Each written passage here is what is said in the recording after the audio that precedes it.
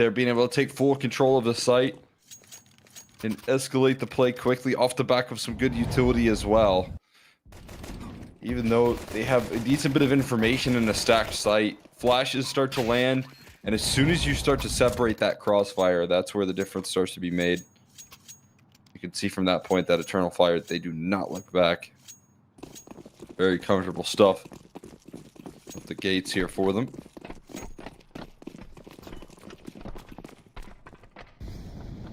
And when the player front bat there in Saltovsky, like, it's literally nothing from his position.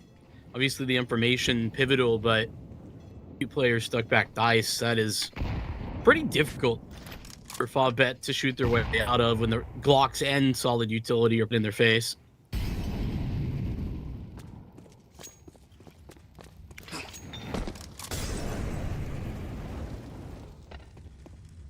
Force by.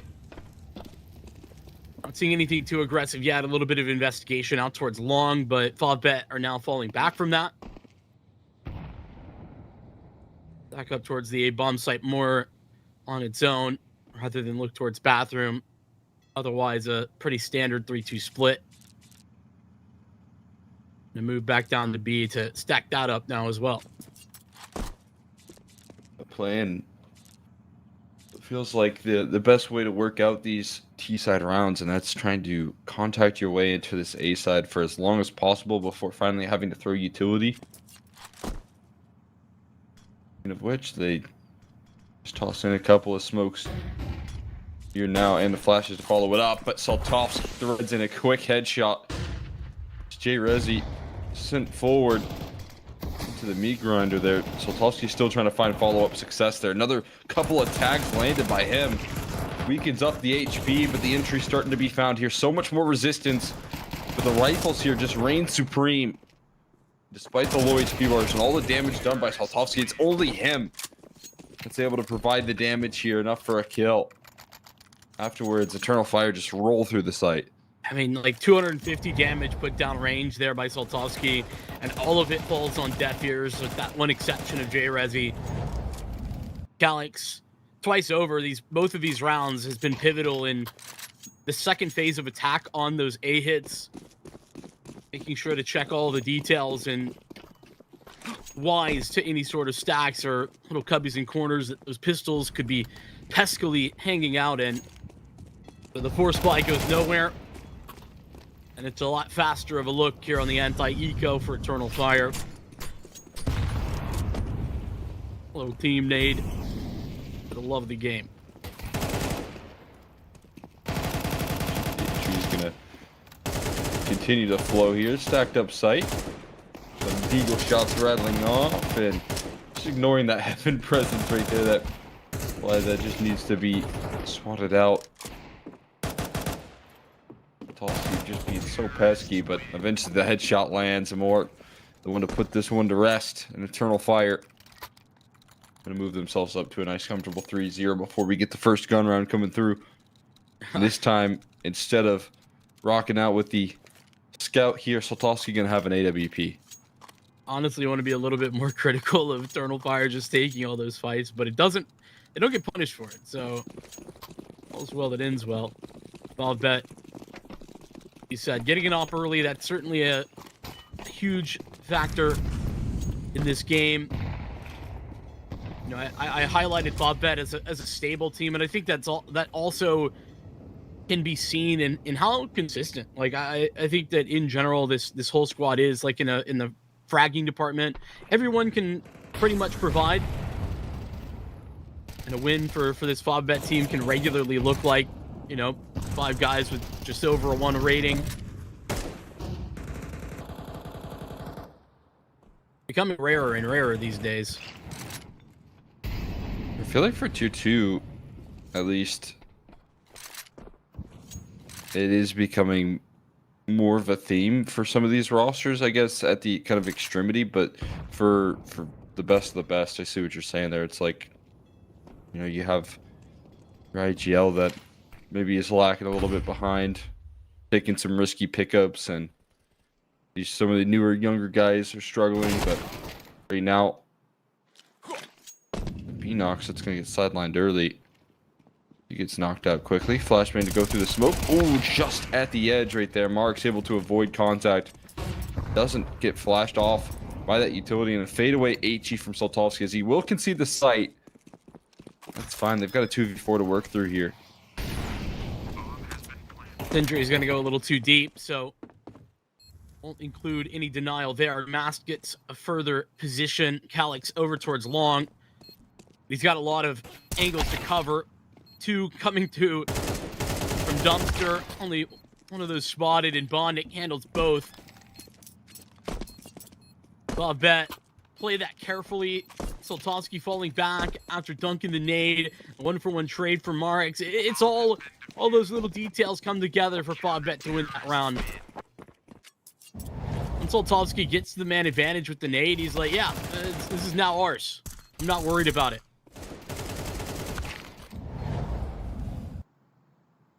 Just good decision making right there. Being able to toss in that fadeaway HE, contain space. Make sure that they can't push towards bank and dumpster and those 2v4s. That's a key position to try and reclaim back. Otherwise, you're going to be trying to work through post plants in very awkward positions. And as you can see, that was kind of the trap that they were put into. You know, you have to worry about the flank. You're going to be caught in the open. You're forcing uncomfortable duels that don't favor you. A little bit of discipline goes a long way. And for a player that is so capable of you know, threading in like multi-kills from the back of dice, right? That's something that we've already seen Soltovsky can do, at least with a scout, just not with the kills. It's a good disciplined move here from him to make that move. I think that's another really good descriptor of FAVBET as a team, is a disciplined one. We'll probably see that and talk about it a little bit more on the T side as well, but I think that is something that they do well, is trying to make sound decisions. You know, playing the percentages is the way you might describe it.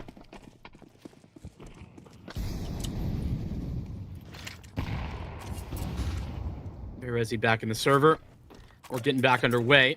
Eternal Fire able to post up a very comfortable purchase once again after losing that first round.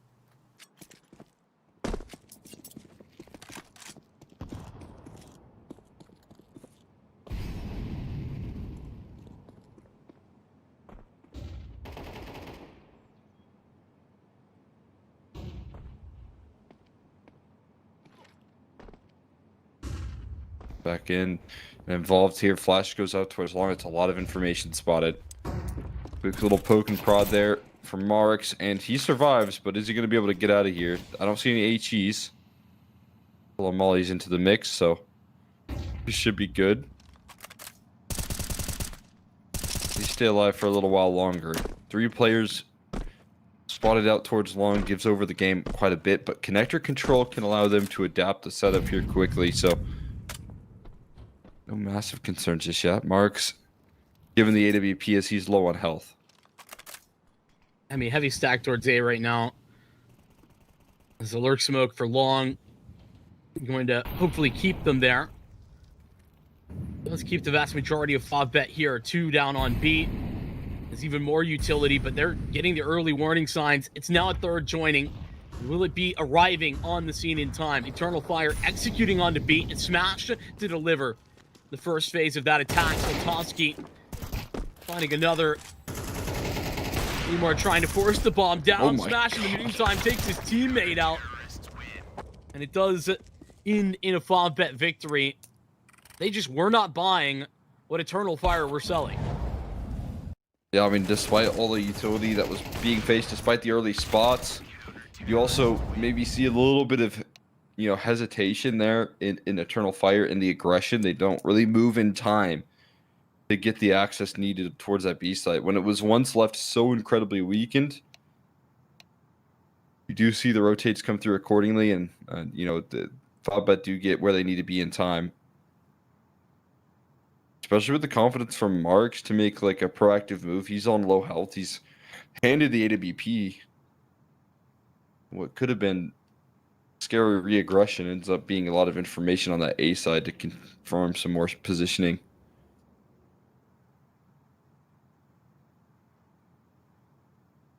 You can see the gears turning, right, for Eternal Fire when they're trying to make that move. They even are tossing what I would consider to be a relatively substantial amount of utility, staggered in such a way that's a little bit more believable, maybe out towards the A site, in order to sell for FAVBET that they should stick around. But it's that aggressive move by Merrick's that actually does allow them to get the army assembled on the B side that was there by the time that they came out. And it's, you know, Smash that delivers a double kill in that process. But all things told, FAVBET making some very good defensive decisions that we've been highlighting already. And we're just 5 rounds in.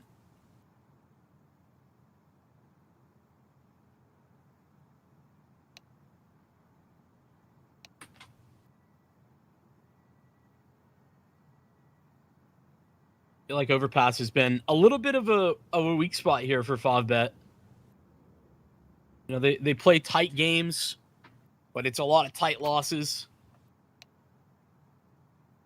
Only beating, I would say, you know, an Eyeballers team that they should be favored on every day. Mark Red team as well, that I think is a little bit more impressive of a victory.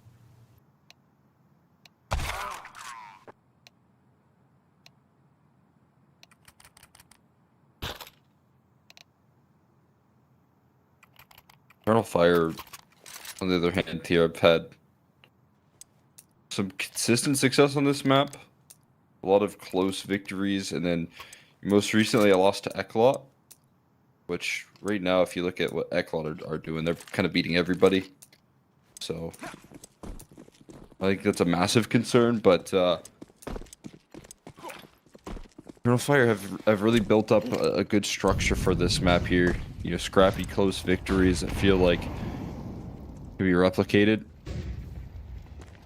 We'll see if they have that truth here versus this squad here. Nice lineup coming through for Smash, and another brilliant B-side defense. Can he find more? No, not quite.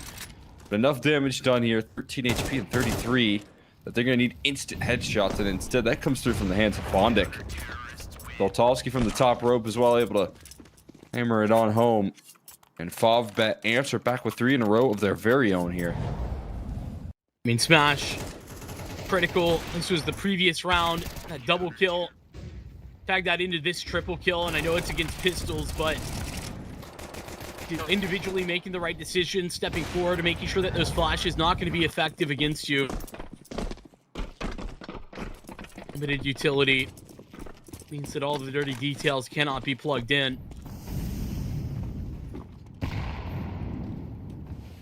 The irony of this being a potential op duel is so funny to me every time I see it.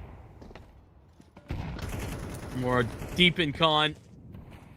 Smoke goes up though after the door blown open. Won't be seeing anything like that.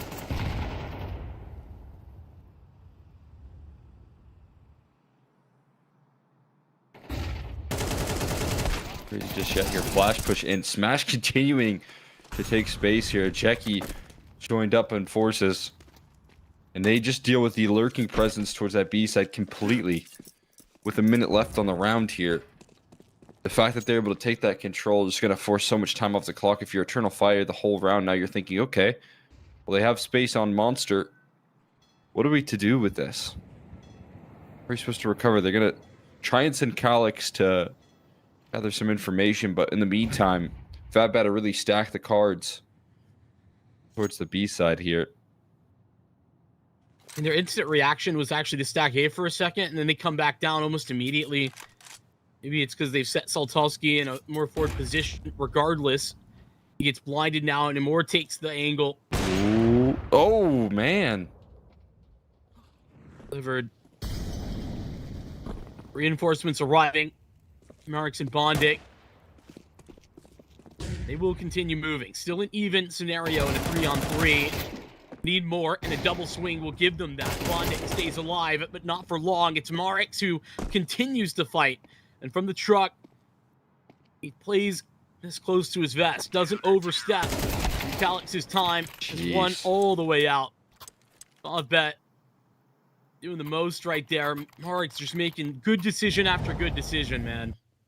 I mean, there's another situation right there where you talk about the discipline here of FAVBET and this team.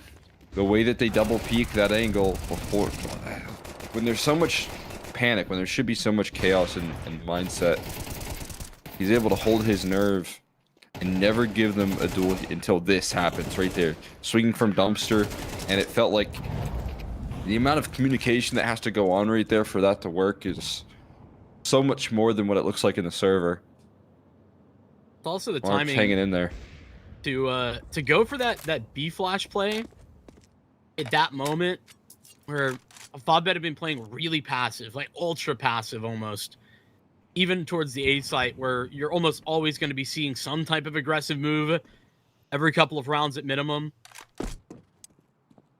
The big change up that catches Eternal Fire entirely off guard, man.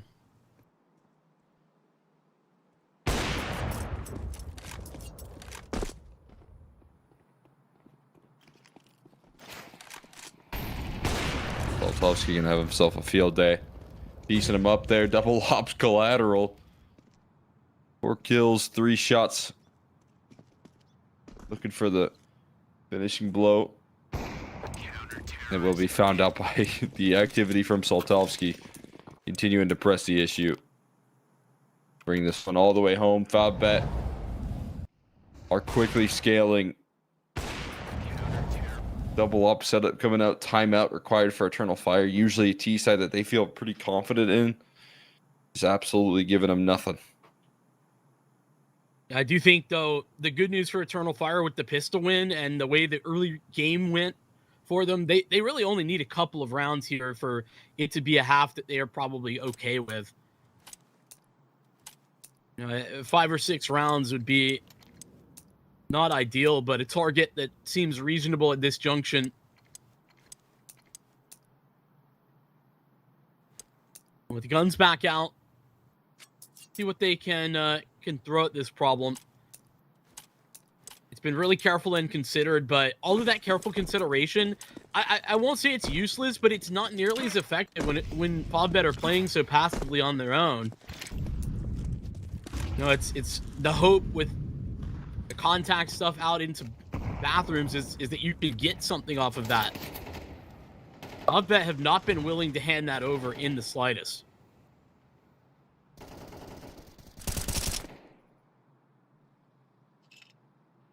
Also been pretty active on the defense of this B side. If you talk about that aggression through Monster, they've been willing to do. Boost, not going to reveal anything. Going to focus up towards the barrels. Not a lot of utility here really either to lean on. Falling off the perch. Of getting spotted out here. That information established. What do you do? Much slower draw for Eternal Fire off the back of the timeout. Hoping that an execution towards the B side can go their way. It's not going to be a great execute. They've only got 1 molly and 2 flashes for this. It's going to have to be perfect. Ooh, already disrupted, already slowed down here, and now with a big wide swing, the entry still found. Spray and pray for Bondic, lines up 2 fully blinded, trying to see his target, now just ducks out, survives, and allows for Soltovsky to fight next. Here's 2 teammates, or 2 oppers left in the server. Bondic doesn't hear the chase though. Either way, Mark's gonna knock them down from above, pushing into the smoke there. Amor gets caught as well. Mark showing no fear, and we'll be able to finish the job. And that's another one of those decisions for FAVBET where Bondic making the move to try and escape rather than stand and fight. He sets his oppers up for success there by making that decision. It's a snowball effect, in all honesty. And tragically for Eternal Fire, they kind of did all that they could. The fact that Bondic gets 2 while full blinded is as lucky as it'll get, but it doesn't really lessen the pain of you losing that round. No, it does not. I mean, great. You know, you threw the perfect utility for the execute that you needed. What does it give you? 3v3. Mark still playing like he has nothing to lose here means they come up big time. And it's still Smash just playing in front of the smokes here, not allowing for any access. He is gatekeeping this bomb site. Eventually to fall over though. And Mark's left with a tough task. The headshot's starting to connect here. And they've got guns to be picked up. No need to rush things either. Yeah, full minute still left. Feel like Smash was doing okay.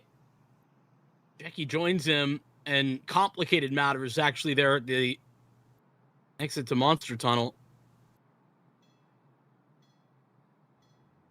Mass is walking this bomb all the way up long. Nobody's going to see it until it's too late, or really at all. Look at the cash. FAVBET, when this bomb goes down, because it's about to, you know, they could reasonably call for a save or something, but they do have the money to go up and try this if they want. I have to figure out a kit on the way up. Poltowski found one. Yes. Worth a go. Position's looking good though, and I don't know if they're going to be able to get past this long bathrooms position immediately. Alex going to hold his ground a little bit, knows where both players are. And that might be the cue for Soltovsky to make the decision to call safe. He does find the trade fairly quickly, and Mask is in the danger zone. Soltovsky realizing doesn't want to leave too much up to the risk. Terrorists win. Will fall out. Colonel Fire gonna get back on the board here. I mean, this one a little bit more chaotic in the setup. I mean, really requires some nice shots to be connected. And that's what they were looking for in their full B execute, was success like that, and they find it just a little bit delayed. That's I think a first this whole map though, where FAVBET make a decision on the micro level that I'm a little bit less than happy with, right? Talking about the double up there at Monster Tunnel. I think the attempt to just being made to like trade if necessary and play off of one another, but they kind of stock up a little bit too much. Look at this. Been all CCT Series 7. The J-Resi's been having issues, unfortunately. Yeah, you can't stay in the server. Don't know what the deal is there, but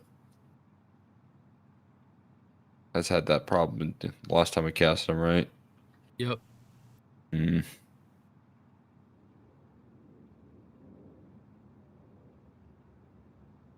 Sort it out quickly.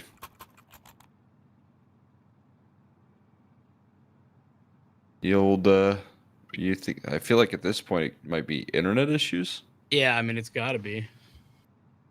or your PC's crashing. If that's the case, well, the upside, that's an easy fix. Yeah, the internet actually is the one you don't want to deal with. As somebody who has had their fair share of dealing with like a crappy ISP that doesn't even believe me when I'm like, yeah, dude, every day at 8 p.m. my internet's like trash cans here, like, and they're like, well, excuse me, sir, we really just don't see that on our end. And I'm like, oh, so you've got your eyes closed. All good. Yeah, I've had to deal with that in the past before as well. It is not fun. Trying to explain internet issues that are so consistently bad to an ISP is just impossible. They don't believe you. Yeah, it's just bizarre. When I lived with my parents, we had their internet plan, which was just brutal. Right, it was the cheapest plan, but they were already getting ripped off.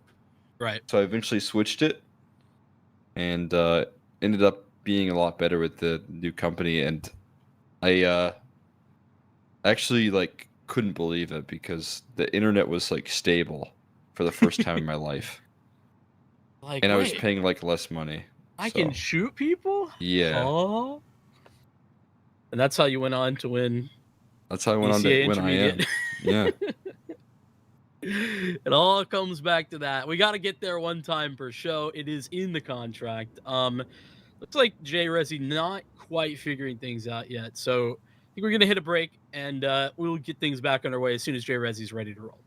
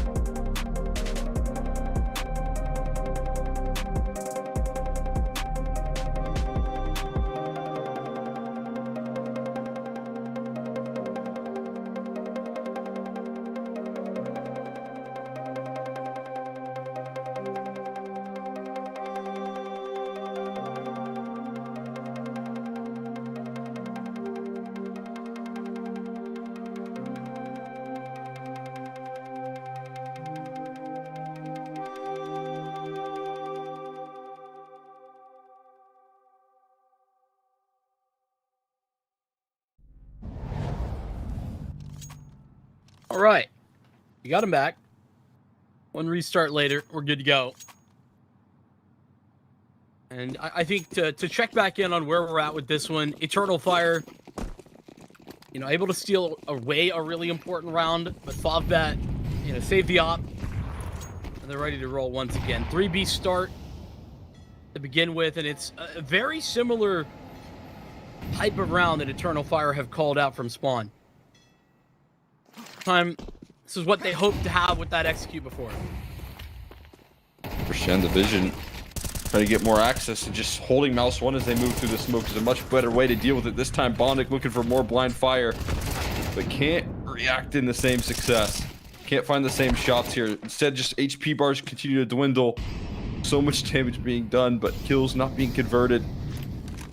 Put it into a 1v3. HE doesn't blow up the smoke fully, just reveals Saltovsky's position, and now I know it can feel tempting to try and be the hero, but you probably want to try and escape here. If there was maybe a shot through that smoke, or if that nade dropped on someone's head, there could have been a conversation. But hold on, Mast is way ahead of this thing. He has made a preemptive move, and he's going to take the op. Whether Saltovsky wanted it or not, he'll just leave that. Seem like they want to pick that up. And yeah, the beginning of this execute actually looked like somebody had missed their mark. A little bit of a delay inside the smoke, because I think the flash blinded Eternal Fire as well. But crucial trade fragging. Smash only gets one. He's been deadly. The fact that he is limited Very important. We head into round 12. Still with a full buy, though, for FAVBET. They even got an op. But Eternal Fire, how they would love to close out this half with 3 in a row.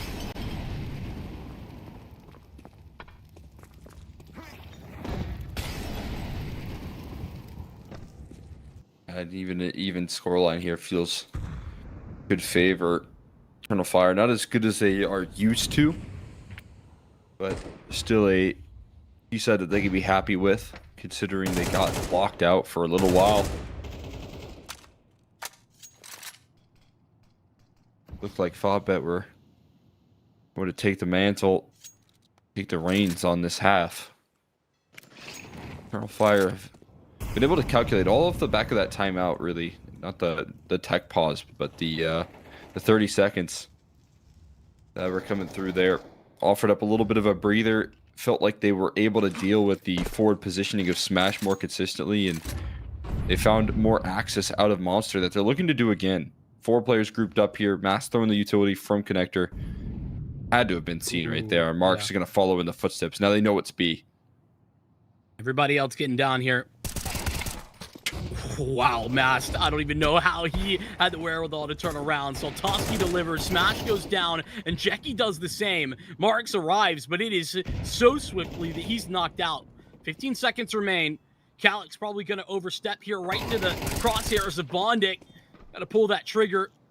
But in the meantime, they get the bomb down. No more utility here.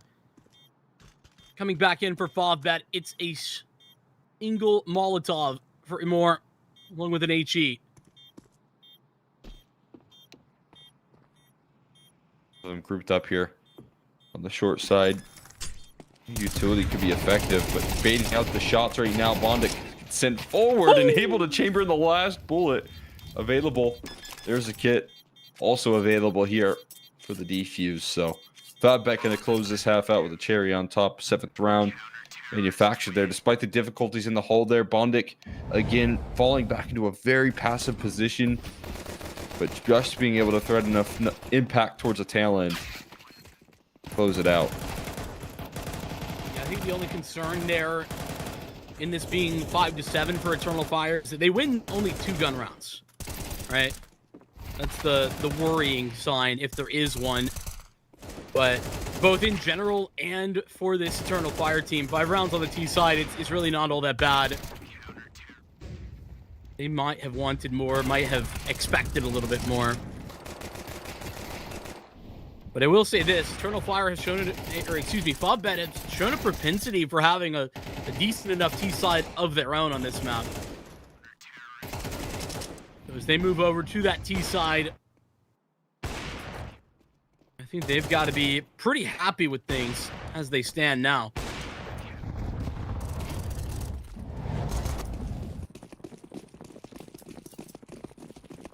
Closing statement. FAVBET, but Eternal Fire on the defense now can get lifted off for a half that they are so comfortable with.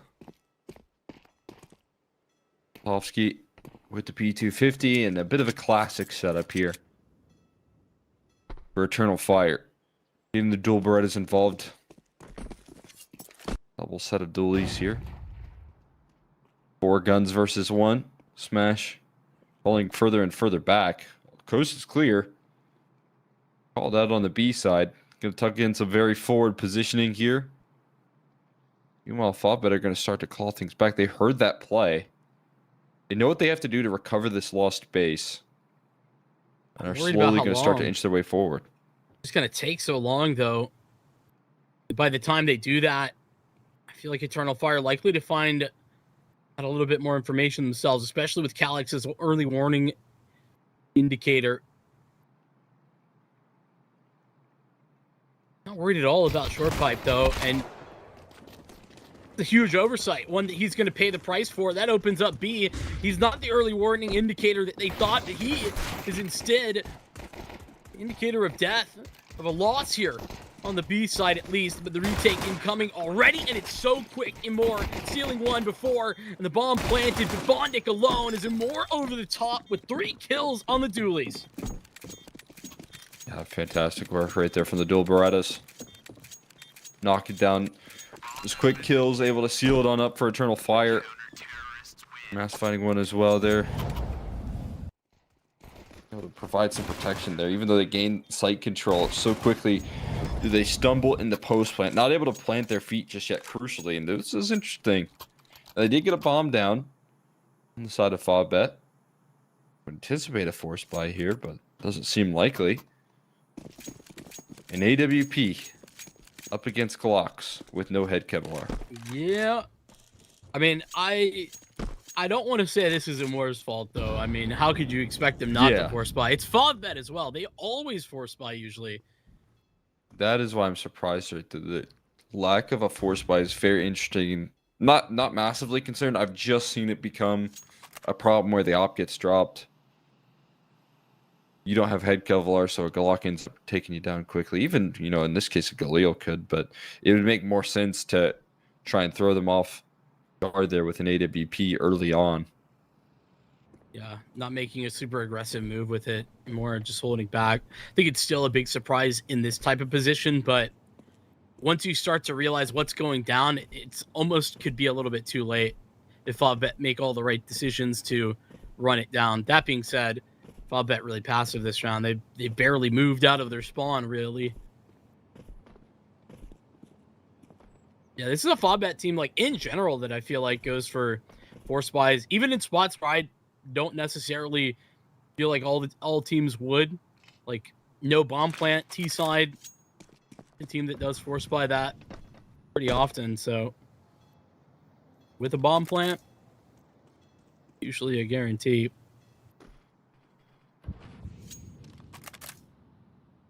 The real world where this gets a bomb down, I don't think it's likely, but thankfully, Minox and Mast handle business. Easy peasy.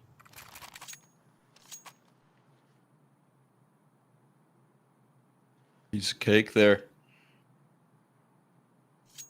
No concerns, and more can, you know, quickly upgrade as well to head Kevlar. Or not. I guess it doesn't matter. We got a case, so Yeah. not a bit concerned because it was a save, so all is well. We'll get a very good purchase out of FAVBET for their first gun round. I mean, you're not going to go for the force buy. That means you're saving for utility. That means you're trying to put as much pressure on this opening gun round as possible. It means you probably have a lot of faith in your T side here. FAVBET to try and push this one across the finish line. There's some of the utility. Some of it being completely biffed. They try and feign an B-side execution. They're not convinced here. Meanwhile, they're going to sneak past into a Morse op, and the A-side setup is looking pretty lethal. Sidestep both of these long players, or at least I thought they would. Refrags quick from Arix, but Mask still unknown. Back down towards B. And it's the long way around. FAVBET run. I am blown away that Marix is going to get that kill onto Mask. Mask pushed all the way up long. And FAVBET just covering the retreat. Puts this back into a 3-on-3, but when you look at the utility, one smoke, one flash, they've got one of everything. Ooh. Flashman goes out, 25 seconds left, and you call it clear, you're going to see a rotate out of Binox. I mean, you don't see anything towards Monster this late into the round. Your options are limited. 10 seconds left. They're still silent. He's going to walk inside the smoke. Oh, this is such a smart move from Calyx. Can he deny the bomb plant? It's a big question. Doltovsky going to walk in, and he's completely overlooked. The bomb goes down. It's going to drop to dirt. And that's going to lead to the time expiring. Calyx just making the perfect move. And the rest going to be left to save the rifle. Hiding away. FAVBET gets stunned. I mean, he just had a little bit of suspicion built up in the back of his mind. Thinking, I don't really love how this is seeming. That drops into that smoke. The only man who couldn't afford to go down is the bomb planter, and Calyx knows that. Target on his back. Eternal Fire. So for all the build-up, the round falls flat, and FAVBET, I mean, they get these 2 guns that they carry over, but honestly, that doesn't build a lot of confidence.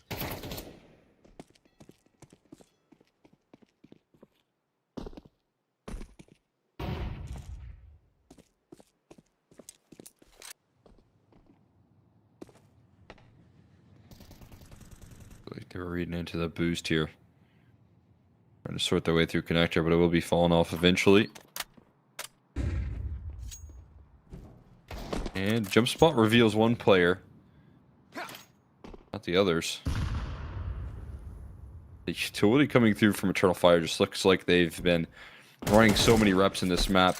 And a bit of awkward timing from Bondic. He gets caught with this crosshair flying every which way. So that's even more presence identified in towards the short side at the cost of nothing. With 48 seconds left into the round, smokes recycle towards Monster. They've really got their system set up. And there is a single smoke. That is all that the T side has to work with here.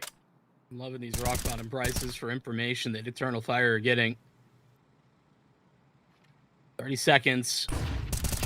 FAVBET classic in many ways. Gonna make this execute happen. There's Marks. AK.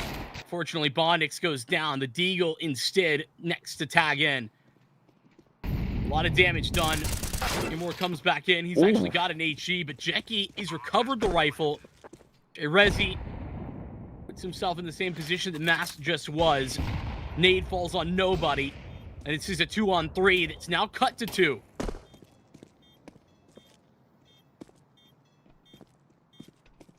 Utility to try and make this one possible, but they do have 2 very low HP bars here. Already sliding in.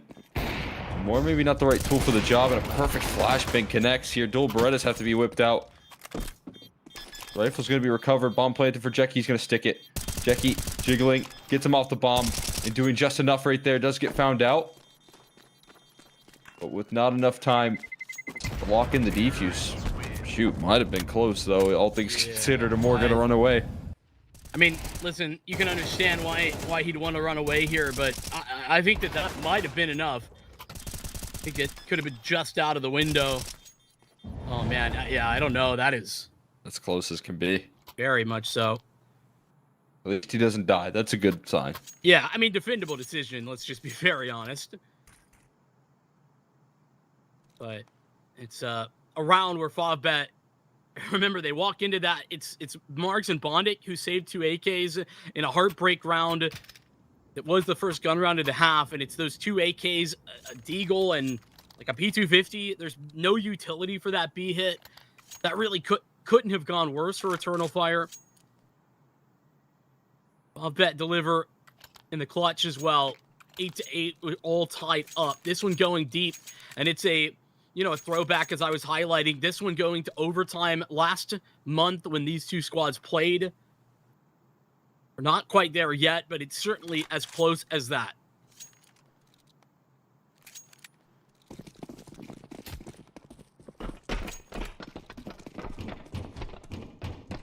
Yeah, I mean, it definitely could get even more tight-knit. These 2 squads, tough to separate. When the looming presence is elimination on the line for both these rosters, you want to work your heart out to give yourself every last advantage. Especially if you're FAVBET here on this T side, that can be tricky. Staying alive a little while longer. Being able to go up a map on your opponent's map pick would be icing on the cake. Especially when last time you won the Inferno Decider.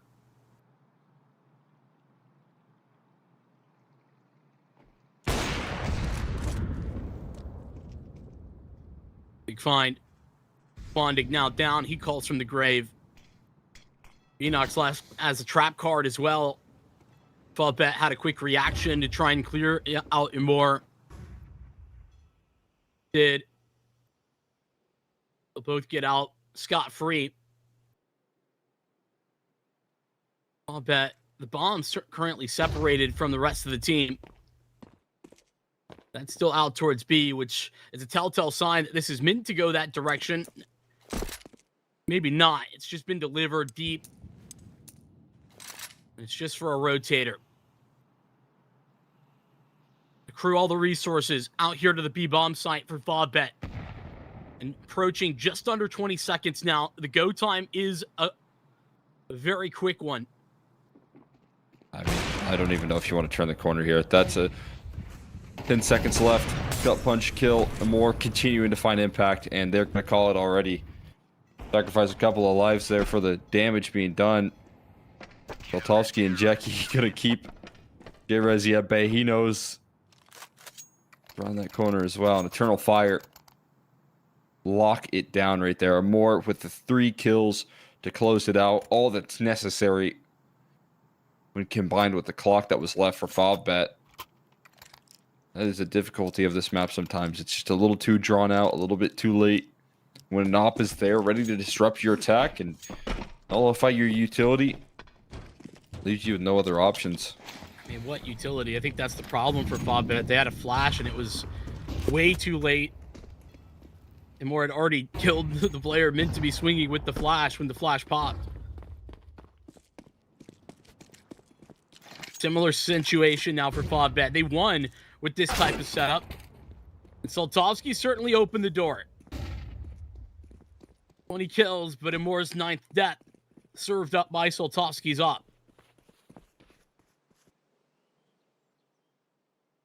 Start that you needed right there, but following in the footsteps. Oh, J-Rezi forced to activate. There's a P250 coming to chase him down. He's ignoring that. Still takes the kill on a Soltovsky, but will fall. And Jackie also finds Beanox there, so one that could blow up in smoke here. The rotations stacking over this A side. Going for a bit of a gamble here is Eternal Fire, and I don't think it's one that's going to pay off here. FAVBET moving in on the opposite side of the map here. I mean, 2v4, though, they kind of have to gamble something. Playing split is certainly not the move.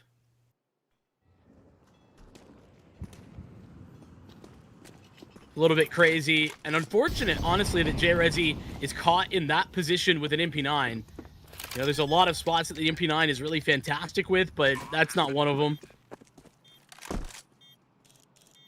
Next, trying to help out his teammate, make a play over towards A. That too falls away. It's twice now in this T-half that FAVBET have lost a gun round, saving 2 of their guns, and of course in the process not getting any money, so their economy's all over the place. And then in the upcoming round right after that, they've managed to win with 2 weapons. 2 weapons and pistols. Yeah, Soltovsky providing the big opener right there. And then Jackie also throwing in damage, and then, you know, the Soltovsky maybe goes down, sure, that's fine. He gets traded instantly.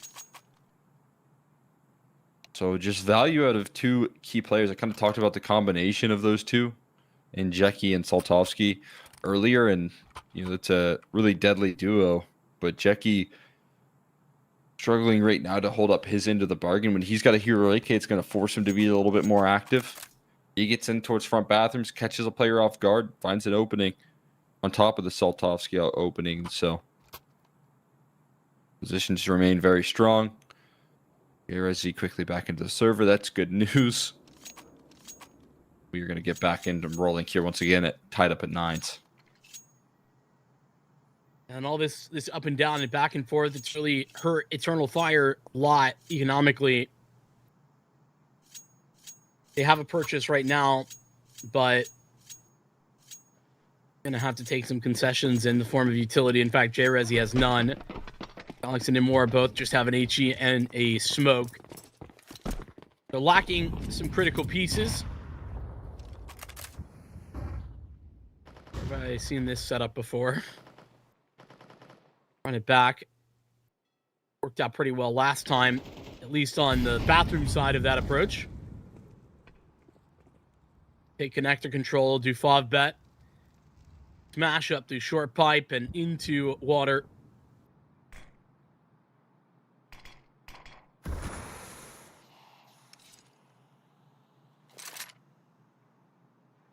That resmoke coming from where it did might give a little bit of an indicator here to FAVBET. Not necessarily, but depending on their prep, could be something that they could read into. Doesn't seem like it. Sometimes I've been throwing some revealing utility on the B side that sets them up in tough positions. But I mean, speaking of which, here they play a contact game. It's going to be looking a little bit more promising. This angle, though, can provide big shadow advantages, as you can see. Still, though, broken through. Now it sets up and springs into action and more towards the long, who's the only one that's able to find any sort of damage here. Going for a double swing, and a more able to still provide a 3K. Jackie realizing that the site is open for the taking, but does have to deal with quick rotations, and Beanox and Calyx looking to join forces here as the utility is finally put on display. Will he be able to surprise is the big question here. Trying to move through the smokes. Jackie to keep his head on a swivel. He's going to wait for his teammate first. Wise decision. Heard that audio cue. Likely to be long, at least one of them. Where Jackie's at. Now Smash joins him at map. In fact, they're both going to stack up in that same location. Couple of flashes, though, for FAVBET. Could be interesting. Calyx calling clear here for bathrooms. There's only a couple of more locations that they could be now. Actually, able to thread in the first. I don't really anticipate the positioning right now. 10-second defuse, has all the time in the world to try and spam down range, and he finds the headshot just in time there. Jackie looking for the finishing blow there. Will do enough to leave Beanox up to the bomb right there. And FAVBET survived the scare in that 2v2. Survive a more big impact, not even with an AWP this time, but with the setup. All set up for him here. He's able to knock down some difficult kills. Beanox almost making this one possible, but without a kit, not going to happen there. Calyx had 1600 as well. Yeah, I mean, that's straight up and more realizing, hey, like, I've got to win this round or it's over right here. And he gives them the chance to do that with those 3 kills, but lack of a kit, a lot of time purchased just by clearing out everything. These things start to add up. FAVBET in a lead now, and likely to extend it a little bit further with pistols only. You're opposing. Eternal Fire. They're not necessarily in trouble long term in this map. This is still very close, but FAVBET finding a very important time to be winning.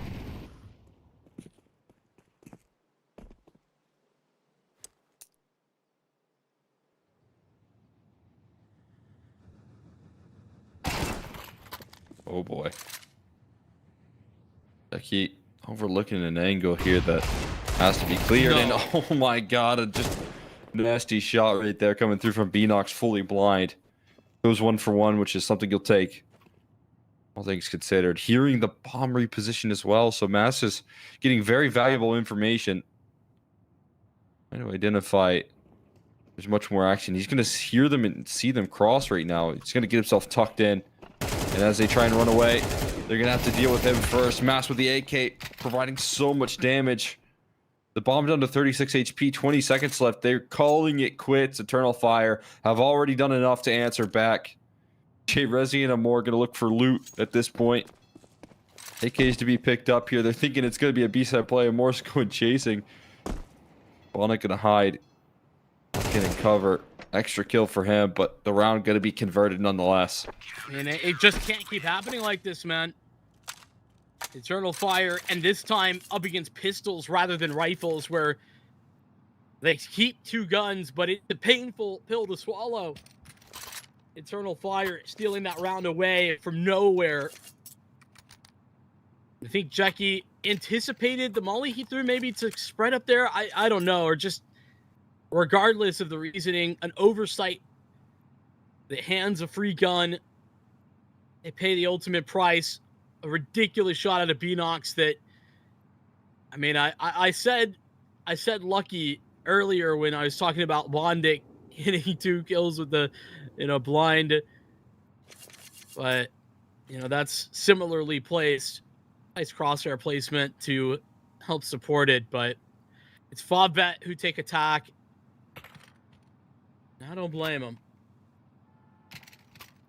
But to be honest with you, I don't really know if there was a tactical failure there. I think they just have to focus forward. They're all in on this round. It's do or die. For both these teams at a crucial crossroads right now in this matchup. Neck and neck. FAVBET trying to keep things competitive. Had an opportunity to have a slam dunk case for getting onto map point and their opponent's map pick, but could be disrupted. Enox waiting for his time to strike here. Oh, and eyeballs right on his location, at least a trade from Smash. Allnight not able to quite track it, but an instant reply and a Tech 9 that gets to upgrade onto an AK is just as nice there. You'll take that. Towards B, that's the game plan. Soltovsky set. Walk in towards short, hoping that they can snap off of his type of pick, but easier said than done. FAVBET would be their usual to sit and wait this out for as long as possible. A quicker execute might be a surprise, though.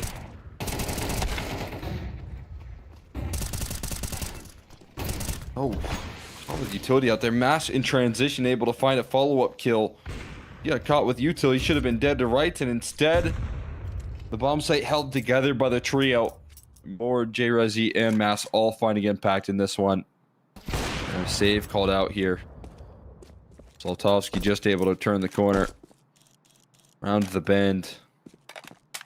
Hold on to his AWP here, but FAVBET losing sight of what they had in their hands. With 2 rounds lost in a row there and another save forced out. Soltovsky going to have an AWP, but the rest of the team is going to be really limited on economy here to play up against what could be the opportunity for Eternal Fire to claim that map point here. I mean, realistically, I feel like FAVBET are forced into a force by themselves right now. I mean, you could certainly take a save if you would like, but you know that's going to be Soltovsky in a tight spot next round as well. Looks like they are going to go for the save instead.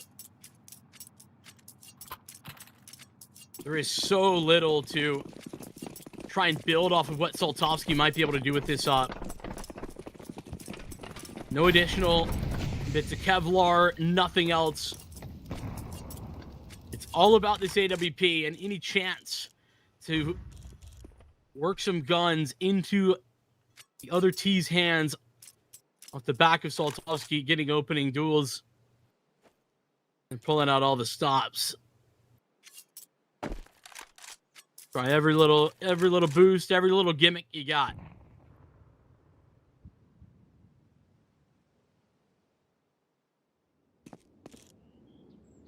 Gotta find some way to open up the proceedings. Soltovsky trying to be the one that finds the impact here. Everyone else is on this defense just jump spotting, trying to avoid the op that they know is the biggest problem in the server. Another boost. And there you go. Information spotted. I bet you they know what that head poking up was. AWP looking out the other end of the scope. 40 seconds left. Starting to rotate more and more towards this A side. Very solid setup.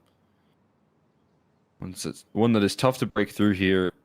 Even more difficult with only a single flashbang really to work on and a smoke tossed in. I mean, Soltovsky's probably going to throw this utility and save. Yep.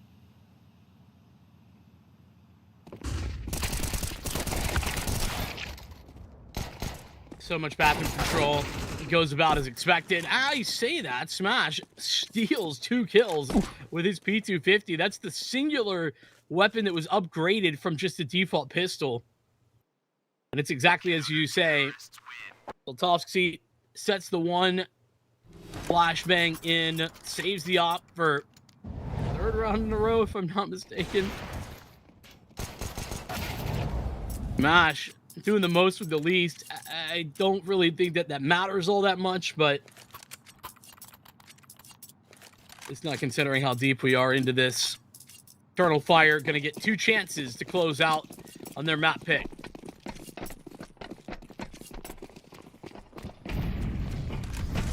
Feels like enough.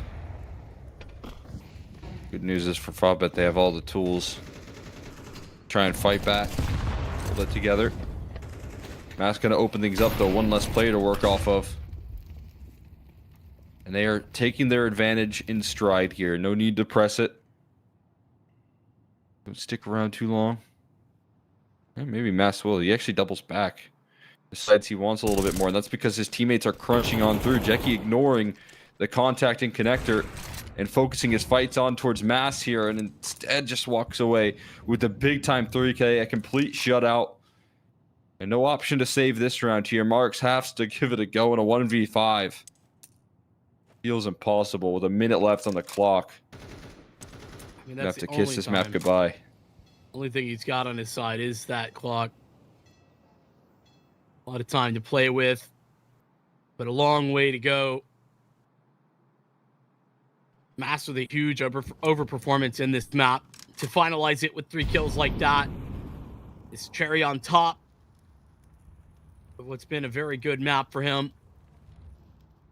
More lighting up the score feed more than anyone else. 25 left. Marks walks it out B. Calyx first up to bat, and he delivers. It's Eternal Fire's map, and it is their victory. Doesn't take them to overtime this go around. They get it in regulation, 13-10. And if you're Eternal Fire, you're going to be very grateful for that eco victory they get towards the later stages of this one. I mean, FAVBET kind of had the momentum. They had the win in their sails. They had control over the grand scheme of this one, and until that round, it felt like FAVBET had solutions. Finally, they get disrupted. They start to get punished for what has been some late play and some maybe clock mismanagement coming through there on the T side of Overpass, and that ends up costing them in the end. Is all of the panic that's created, losing out that eco. Huge devastating forces there. Really hard to recover from, an Eternal Fire capitalize. Yeah, I mean, to lose against an eco at 10-10, you know, like they didn't win another round. That tells you kind of all you need to know about that. And you know, to be honest with you, it's kind of a general theme for FAVBET where I don't even want to consider it clock mismanagement. It's just kind of their style, right? I mean, they play that deep, really late round game. You know that you I mean, it is let's just say a figment of the era that Bondit comes from. Really, yeah. You know what I mean? Like, and it's not exactly. I wouldn't call it up to date, but I do think that Bondic has done a great job of adapting it to work pretty well in this modern game. With that being said, there are times where it's just going to punish you like that, and you've just got to swallow that reality when you're playing in that style. And it's something that FAVBET are used to, but it certainly hurt them in this map in particular. The good news for FAVBET is they moved on to Inferno. I mean, this has been their home ground. They love this map, and I think that as much as I want to say like Eternal Fire certainly have a chance to like take this in 2-0 fashion, I see very few worlds in which that happens. I think FAVBET, for how close that map was, they're still doing okay. I'm right there with you. Also, Inferno, a map that, as you said, they're going to be much more comfortable with. I think that style going to work a lot better on their T sides, right? You think about this map being the perfect way to utilize the clock, whereas Overpass is such quick rotations. Inferno, you have to rotate all the way around the map. So that's where I think you could see a little bit more efficiency out of the FAVBET style and what Bondic brings to the table. That being said, we'll be able to figure that out here in just a little bit, guys. Stick around here. We're going to be rolling into map number 2 of Inferno after a short break.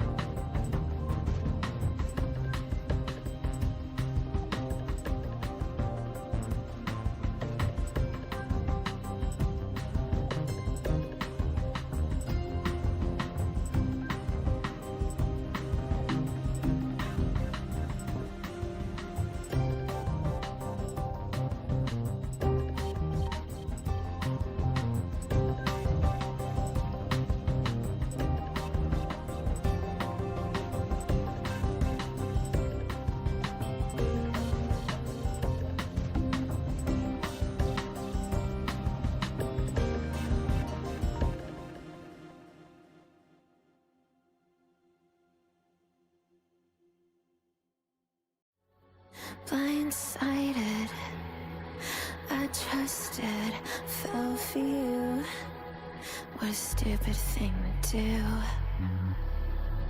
Blindsided, high hopes, but they fell away the moment you lied to me.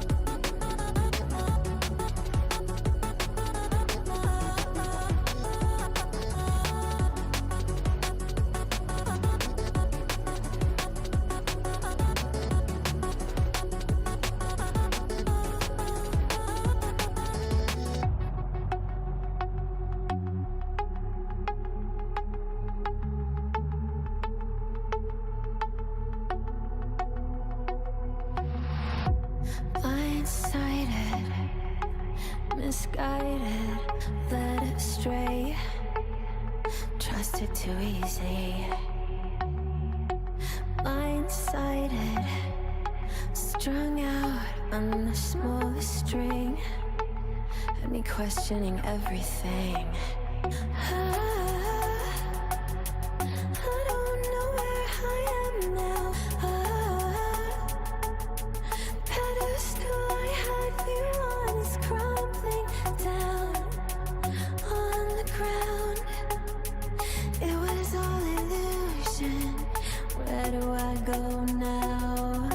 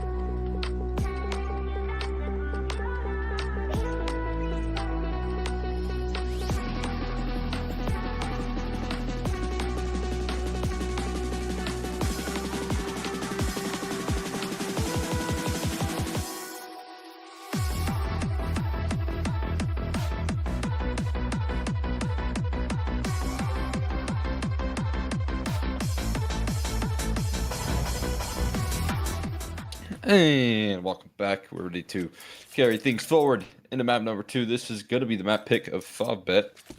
Interestingly enough, they get a CT set start for themselves here.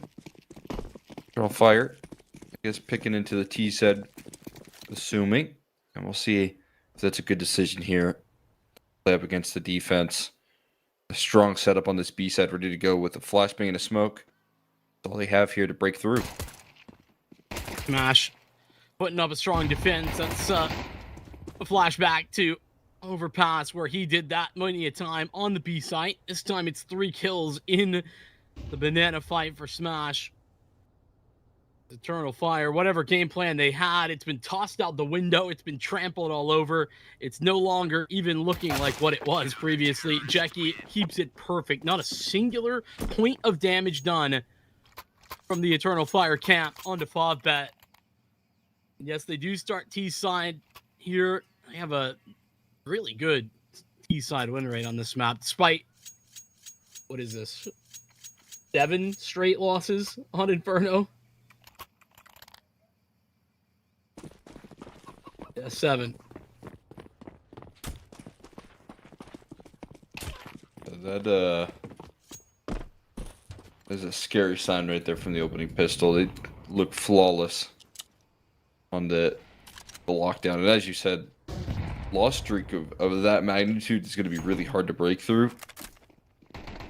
It's typically the CT sides where they struggle a little bit more, but that's another case of very close losses for them. Up until recently, they've taken some, a bit one-sided losses to Partisan and Alliance. A 7-loss streak here. I mean, last victory was in series number 6. So looking to turn the tides.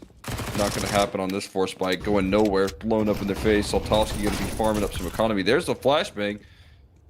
Just a little too late. They're having no trouble breaking things down. Calyx down to 31 HP. Bomb on the floor. And all paths forward here kind of being cut off now. Now to be put to rest quickly by Smash. Yeah, I'm a little bit concerned for how rough that loss streak is. It's actually kind of crazy how good the stats are that they have on the T side, considering that type of loss streak, though. I think it really does tell you how good their T side can be. It's the CT side that I think Eternal Fire were able to take that one step further forward on for Overpass. Especially in comparison to the last time these two teams played that map. This Inferno ended in a close loss as well last time. As you highlight, that's kind of been a pretty constant factor for Eternal Fire.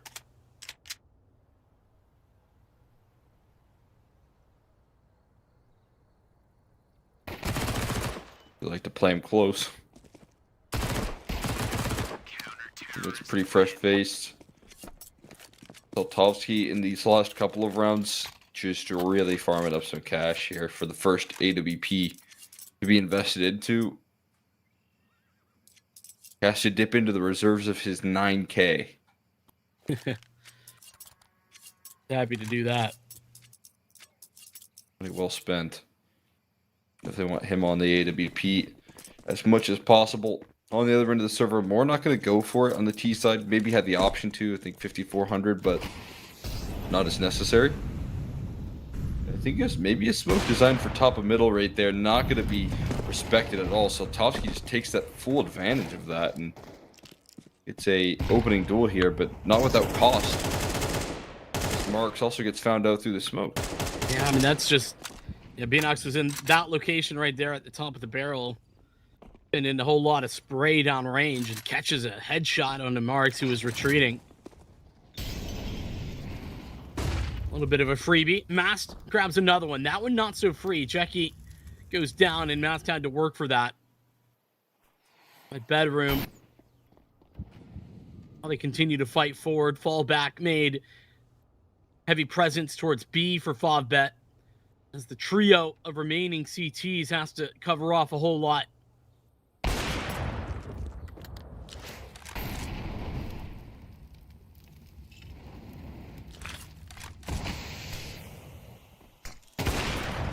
Wow, Soltovsky now continuing his count here up to 9-1 already. Bondic gonna follow it up. And more. That's in a workable 1v3 here, to be fair. So I'm gonna be safely planted. Other smoke to be recycled in towards CT. Not an easy clutch by any means, but one that he can make happen. See how he plays it out. Gonna try and go back in towards Banana. Retake utility, just including a lot of flashes right now for this CT side, and all of them going through coffins right now. Avoided on the initial flash. The op trying to be traded instantly, but Amor holds the line and needs to find them all. Goes for two, but that third and Smash going to stay immortal there. Still yet to fall. And comes up clutch with the 1v1. What I mean when, you know, we're talking about FAVBET and how they play, I think, really good decision making in those types of scenarios. Like the op goes first. That's the guy that, even though it's the biggest or the most expensive weapon, you can afford to lose that because you want the two rifles to be able to trade off of one another. He's the sacrifice after he already did so much heavy lifting. He got the 2 kills that give FAVBET a chance to win that round from a 3-on-4 into a 3-on-2. Turns into a 3-on-1. Like that is beautiful stuff. Top to bottom, FAVBET deliver a blinder of a round, considering they were at one point looking like it was lost. Man, disadvantage and everything.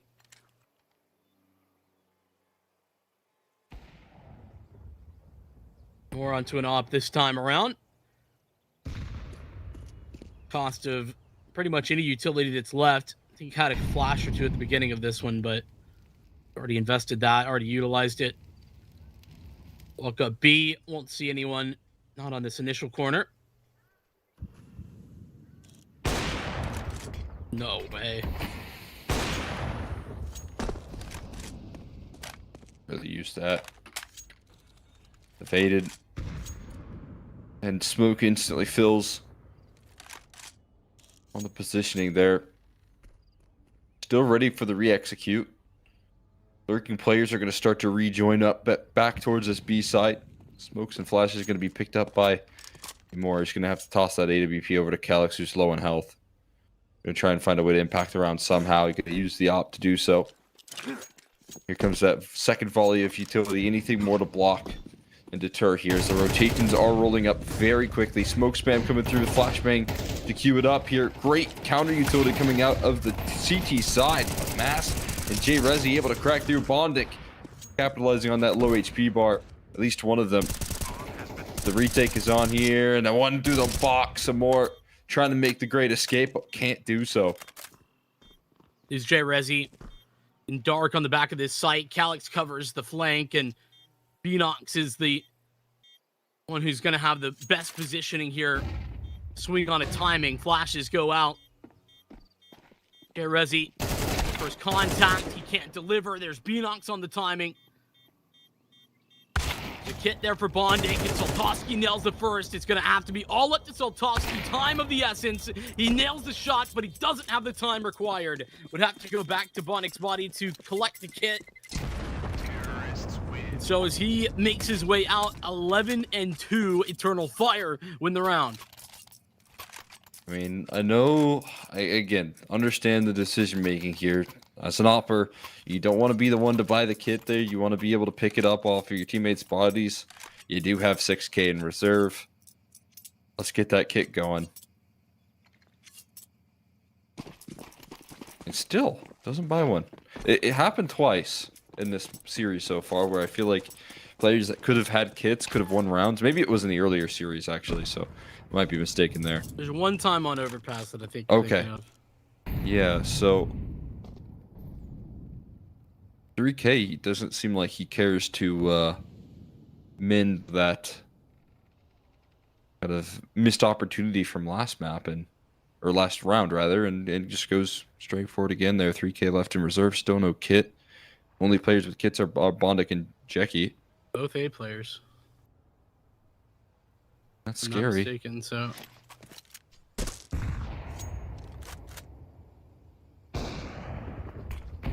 Still nails it though. Long haul. Takes that fight, wins it. Flash to cover up which side, even as that scale happens here. Eternal Fire move forward. Double nading to the pit, but no one's home. Bondic closes the door in their face, says goodbye. I did not invite you in, and it is not an open door situation here. FAVBET shut them down on all aspects of that A attack. Eternal Fire changed the pace. It's pretty explosive as well. But I feel like a significant lack of at least effective flashes. I didn't see how many were actually thrown, but Bondic not affected, Soltovsky unaffected. And part of that problem is that the one player in apartments lost his life at the beginning of that hit. Yeah, I'm with you. Definitely a big question mark. There's some missing utility for the side of Eternal Fire, trying to keep the pace rolling there. Maybe, while the flashes aren't connecting, they're also a problem of the utility not being as efficient. Probably didn't have as much considering you lost all 5 round prior, even in a victory. Could have gone for some consistent success. Instead, they get shut out and completely denied. That's a flawless victory. Rolling on out for the side of FAVBET in terms of how they structure their defense. Even more confidence going to be gained, and we're seeing some of the strength of this team here on this map. Seen some really good individual performances from Bondic on this map as well. 7-3 already. Soltovsky helping out. And that HE gonna add one to the tally there for Marix. Hasn't really been asked much so far on this map. Yeah, I think actually individually Bondic stacks up better than most, I think, players both of his age and also of his role, right? Like on this team, I feel like he is a quite reliable piece, especially on the CT side. And that's something that, I usually will give plenty of excuses over at in-game leaders, but like, pretty happy with it.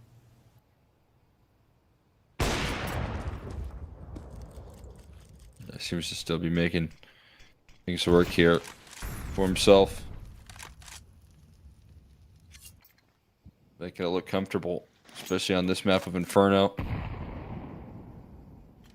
You know that likelihood of that next half getting any easier is limited. There's that Soltovsky and Jackie combo. Working in unison. More flying throughout CT. He's going to have a couple players to deal with. Don't know. Okay.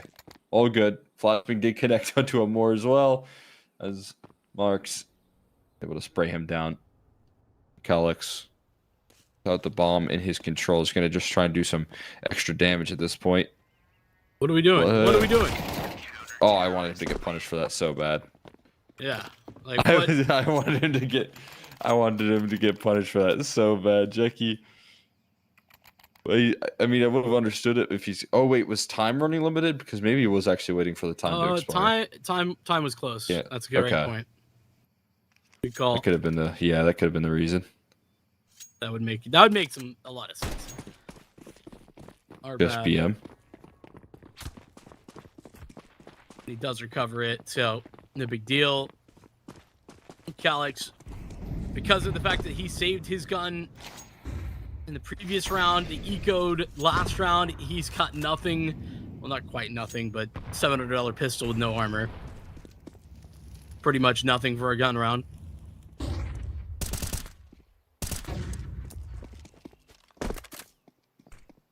Eric takes a peek. Doesn't see much of anything. What was that?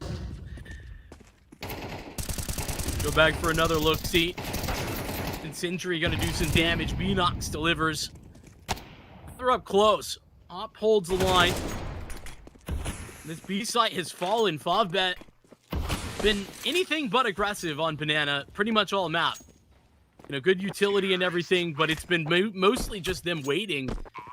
They finally fight, and it's like fight, fight, fight. They don't have an off switch. That is definitely an extension and maybe an attempt to show that brute force. Try and show what they're made of.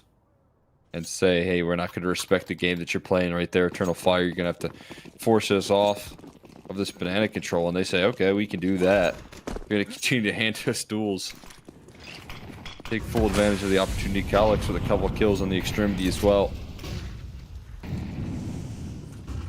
FAVBET got to be careful to make sure that isn't a spark that can reignite this squad.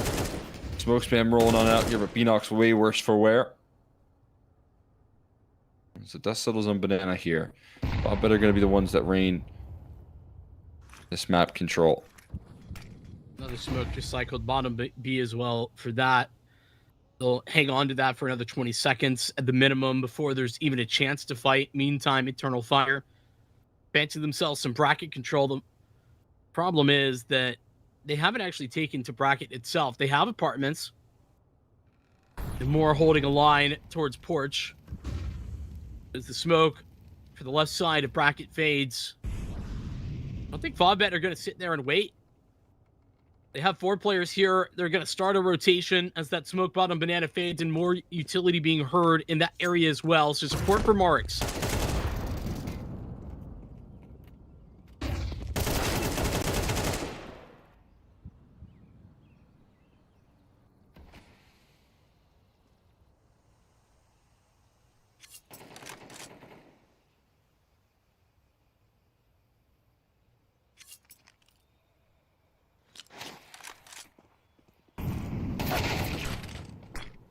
Resi.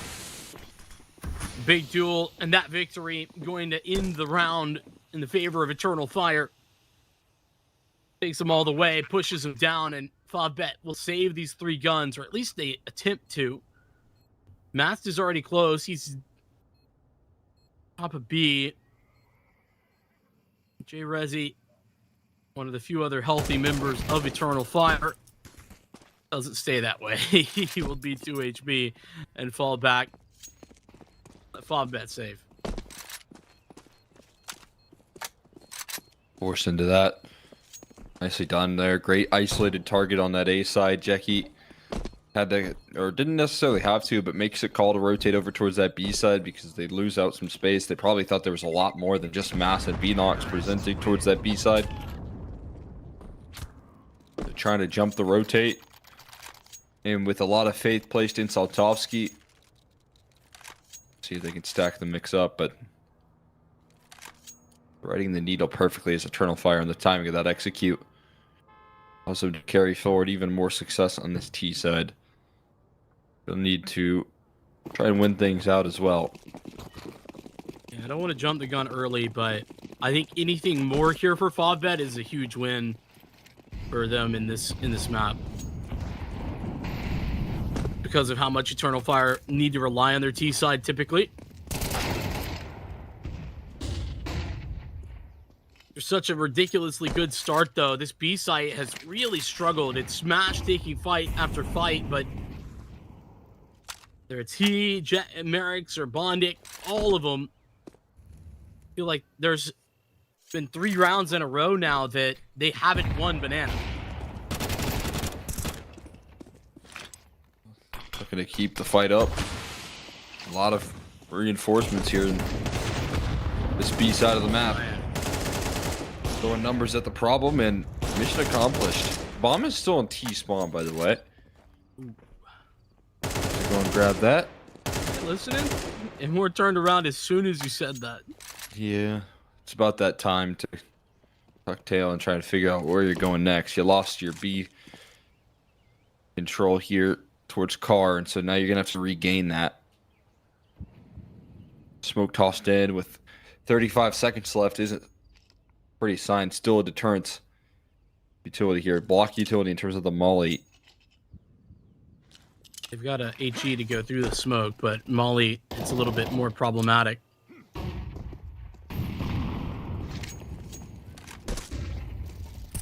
Swing for CT. Get some shots off, and Pump Marks just seems to ignore it. Still able to track his aim. 10 seconds left here, looking to deny a bomb plant. Smoke spam hopeful, but not connecting. This is a position where Enox is low. He's going to have to make something happen with the op, and is that a position that he's prepared for? Not an opper by trade, but has to be active here. Takes down Saltovsky. His counterpart more needs to now work with the rifle. 1-for-1 trade, and isolating Beanox eventually will be able to put this round to rest as FAVBET hold it together in the 4v2. Yeah, I mean, throwback to them throwing numbers at the problem at the beginning of that round to win Banana finally after those issues I was highlighting at the start of the round. Well, it's the same type of numbers game that they play in the post-plant 4v2. It's just good trading. FAVBET had a lot more utility, but they don't get complicated. They don't get fancy. Just let the rifles do the talking. Eternal Fire into their bank accounts. They'll get in more, another op. And they've got more as well where that came from. FAVBET still looking good. Confirming a lead right now in the half.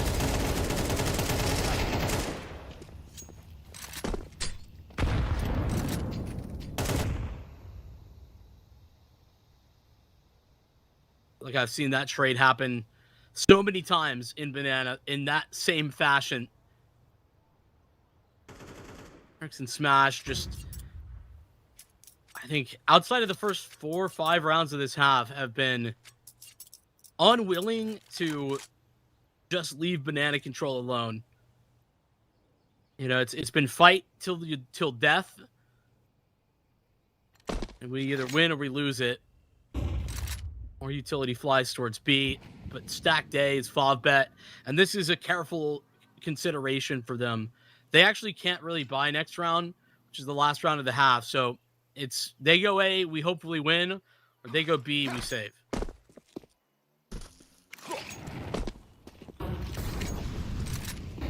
Looks like save might be more into the cards here, unless some smoke spam can come through there. Nice damage on J Resi, realizing that the site is open for the taking, but not just interested in smoke spam here. Molly trying to go in towards a default plant spot. They know when to push their luck and when not to here, so they get away with a lot of attempts to try and stop that bomb from going down and try and get in the lucky smoke spam. Doesn't happen. Gonna walk away licking their wounds here, but gonna be able to throw one more efficient buy-in for the half here for themselves on FAVBET. Yeah, that's the upside to playing that gamble game. It's not really a gamble when you're stacking the deck in your favor like that. You know, you get a buy next round or you win the round. That's the pitch, at least. Terrorists win. Certainly sounds great when you put it that way, huh? They don't tell you that buying next round means losing this round, though. It's in the fine print.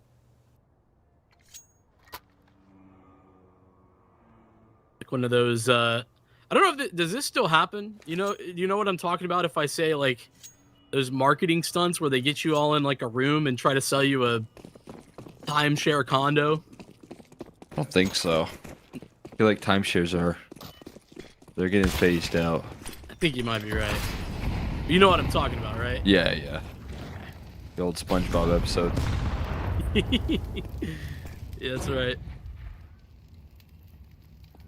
Saltovsky is quick as can be here. He's got a nice little rotate going for himself. Oh, but the timing here is looking a bit brutal. Stretching out for Saltovsky. Gets a triple swing and mass spraying them all down. Hold on a second. East side just cracked open for a couple. this T side yet to really pounce on the opportunity here, just forcing a lot of panic in the rotates right now. Mass making it feel like there's much more around the corner, and Jackie now going to be the one under the microscope. Yeah, bombs being collected by Mass. They're certainly going to have, you know, plenty of time to check out Jackie over in pit. He's just been spotted. If I'm not mistaken, maybe not. Yeah, okay. Converting onto that. It's time for Sadie to go around. Feeling really late that this move's been made well. Salty, they now moving forward. Nate nails down. Damage on Salty. I don't think he can find a rifle though in this transition. So to try and scale forward. Do so quickly and quietly, but Mass is still in rotation. Gonna cut off this approach. They're running very low on time. Bomb half tick. Missed shot from Mass though. It's an opening. An avenue into this retake here. Crossfire gonna be set up from pit and sight. Now cut off. Hopeful smoke spam. All that you can trust. All that you can rely on. Soltovsky has to play protection here for the defuse.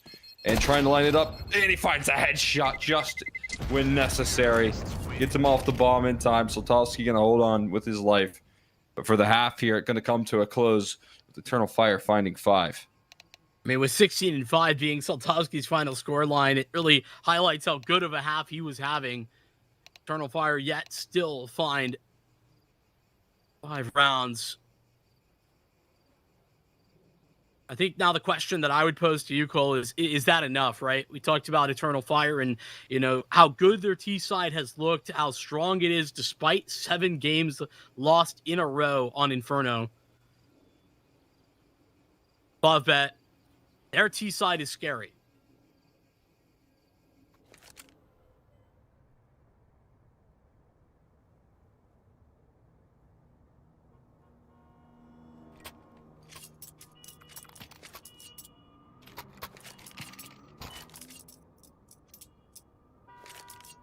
Yeah, this is where I think the slow play style works in their favor, right? This is where drawing out the rounds into the last possible seconds, throwing in fakes and deception throughout the map is so much more effective than overpass because of how quick the rotates can be. You can spread the defense thin, and that's why FAVBET, you know, find this map as a specialty for themselves. They're so good at that deception, trusting in Bondix calling.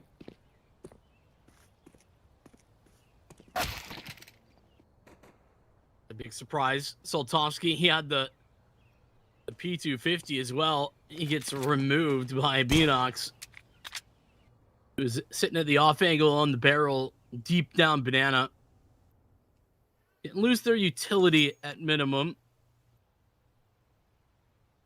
You got flash smoke. That iteration, it's got to be an apps pop. It's coming soon. Good flashbang. And the scale. Have to flush out the pit position. And no kills out of Amor. Difficulty keeping track of his aim. Difficulty holding onto that A bomb site while on his own. Understandable, but now having to play a retake setup here on this A side. It's never an easy position. And a lot of teams like to leave themselves in this spot. Trying to retake this A side with only a couple flashes. Hit on Mass. Hit is removed from the core and from the trio. Can create some complications here. Already losing it. There's the kit dropped into Cubby, so not going to really be able to recover that in time if they're not quick about things here. They got to move into the site, break down this crossfire. They just can't do it. Realizing that now, going to call it quits. And a big head scratcher as to what they did on that pistol. They find the opening kill. They contain Banana for the whole round, and yet they never rotate another player towards A. Yeah, it's kind of crazy because you really are relying on it more to somehow get like 2 kills, you know, for you to be comfortable. And how can he do that when, I mean, even J-Rezi, who's technically on the site, he's deep though. You can't help, yeah. Yeah, like there's no support. And I mean, as you're highlighting, it's kind of a head scratcher in general for why teams like to play that way, because Get it. when you got 4 players set up in a crossfire, mini pit, big pit, double site, well, how effective is any A hit from the T's perspective when that's the case? Pretty bad, huh? CT's opting in to have to do that themselves in a retake scenario with a big timer. And most importantly, it's with the space that you already have as well for Eternal Fire. You have banana control. Beanox won the fight. You have him being that warning sign. You can start to rotate players elsewhere. I've seen a lot more successful retake setups on the B side than I have on A when you can contain Coffin's control. But, you know, sometimes it's rosters trying to avoid predictability. A lot of T sides like to work to the B side because of that factor. So, it's all a mind game. Now Flash is landing. Explosive nature here and just not relenting on that aggression. Amor does not give up. Yeah, but FAVBET, they have the reaction needed. Calyx in a little bit of a potentially Oh my God. position. They'll check it the first time. Mast arrives. Do you not see? But Bondic did not see. It would seem Bondic actually is just dominating them. Bondic? Maybe dead here in a sec. Never mind. It's well, I don't know what's meant to happen. Oh my God. Well, it's definitely not meant to happen is for Amor to win this round. Well, I'm only half ticked right now. Smash realizing he can try and play that clock for as long as possible, and Amor taking a long time to try and get him out. And gonna find himself dead to rights. Either way, Amor's walking away with 3 extra kills and a whole lot of extra cash. For an operator who's still gonna have to wait around, it's not all that bad.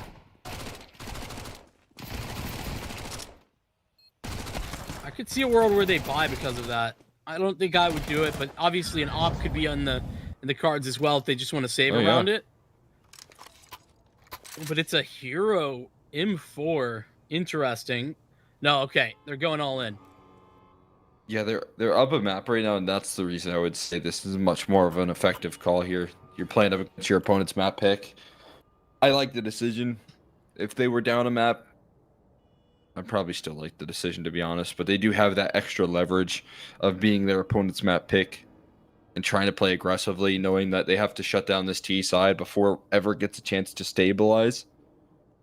And you went down to the wire, you went down to a 1v1, you know you can crack the economy here. I think you added just the point about them being up a map just for me. Because I know you like a force buy. I do like a force buy. I'm a fan, but a little bit less often. But I agree with you. I think this is a shrewd call out of Eternal Fire for those reasons that you just put together. FAVBET, I mean, themselves not in such a grand position. We get a little bit of a tech pause, but we're right back into the action.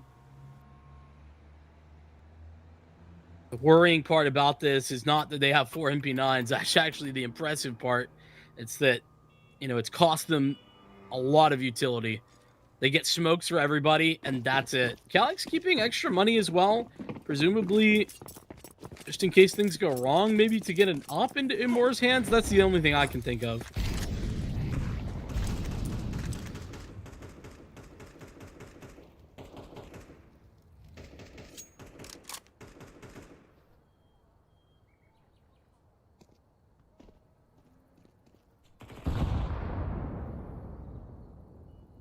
Timing double nade down to the bottom of B, but nobody is there to receive.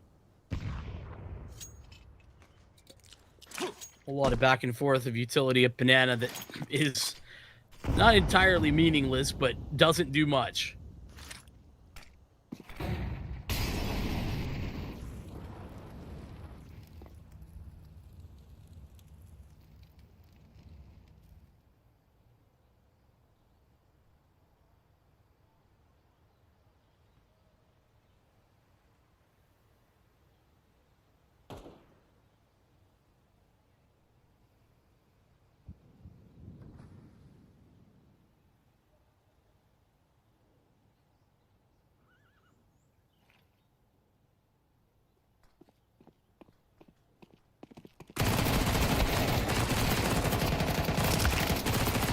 FAVBET sit and wait works out pretty well. Up until Calyx finds a double kill.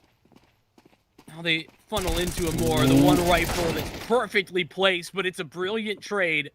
Look at the damage done. Time of the essence as Mask comes through the smoke. On the second tap, he makes his move. Ooh, he's still inside the smoke. Now he realizes it's a little too late. Gonna still try and thread in the aggression. Has to find the headshot. Smash playing the angle here and gets him while blinded up. Able to land the kill. Regains vision, realizes he has the round in the palm of his hands. What a closer coming through from Mass. And the setup from Eternal Fire doing him justice right there. And surviving the force buy. And it's this setup here. Beanox, I said Calyx actually got that double. I was mistaken. It's Beanox, and I mean, Smash so very close to being able to make that happen with the blind. Mask sprinting forward, but I mean, Mask's been so critical in so many of these rounds, to be honest. And thinking back to Overpass as well, I think that one of my heavy criticisms of Mask is that I often don't see him doing enough. I feel like individually, there's a lot of times where he's struggling. That has not been the case at all today.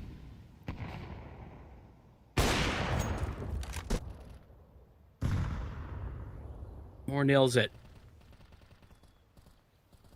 J-Rezi in the cubby again. Oh my god, almost overlooked, but somehow protected by Jackie. Wow.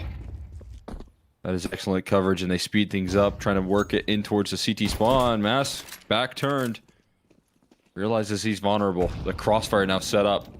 1-2 punch, tree, and hard cleared by Jackie again. Jackie doing it all. Had a tough go of things in that last map of Overpass, but this time able to completely surge through the defense and is aware of every angle, clearing every corner. Yeah, it's a FAVBET. You know, their consistent slow pace really does make their more punchy plays incredibly effective.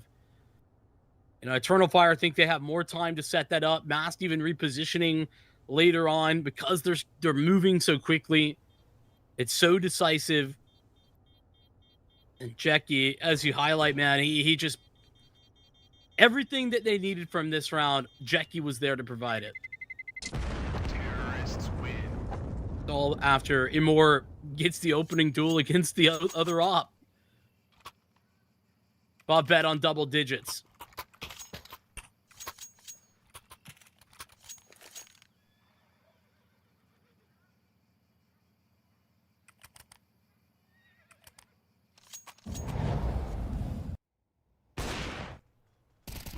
The way they open things up here, and again, Jackie, every fight that he takes is with diligence on the clear.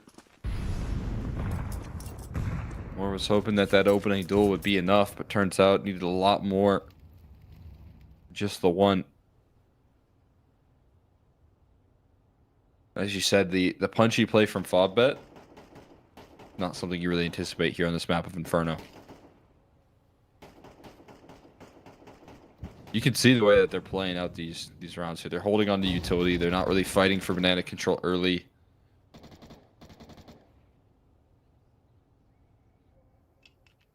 Eternal Fire know the tendencies, but gonna be able to take advantage of it. Mass just working this angle late. HE going in. Molly's following it up. They're trying to flush out these positions. Great double down on the HEs. Flashbang caught, but working through the smokes now. Mask holding the line. He's not retreating. He's all in on this play, and he gets punished for it. Same is true here for Beanox as well. I mean, J-Rezi sort of required to make the same commitment that his teammates just did. Offers up 2. But I think Calyx and Imor, they've got to save this now. Because this is a force buy. FAVBET winning this. If Eternal Fire have to eco next round, they are out of this map, really. Force running. Calyx. And Calyx is fighting forward. Has a kit. Not going to make it. Yeah. But back out there. Give me a little bit of hope here, but Game to save. FAVBET gonna put it on towards 12 or 11 rather. But I mean, outside of this rightful and op that's held on to, all that they're really going to be bringing into the next. I do expect Eternal Fire to be soon finding themselves to get up against map point. A tale of two POVs. You got excited. I got scared. They're gonna do something. Yep. Oh man, Jay Resi almost making everything happen right there, but the smoke spam puts him to rest. There's some low HP bars around the corner, so him going for 3 was at least a possibility, but not enough. Well, and I mean, he has to win the round from that position, unfortunately. Forced by this one better than the last. Those 2 saves. Not now. It's probably never for Eternal Fire unless they can save again like they just did. But the win is the game plan. 5-round deficit. One that's not getting any easier anytime soon. Just the retake utility at the top of Banana. Going to be 2 pulls in that direction, and Beanox already losing his life.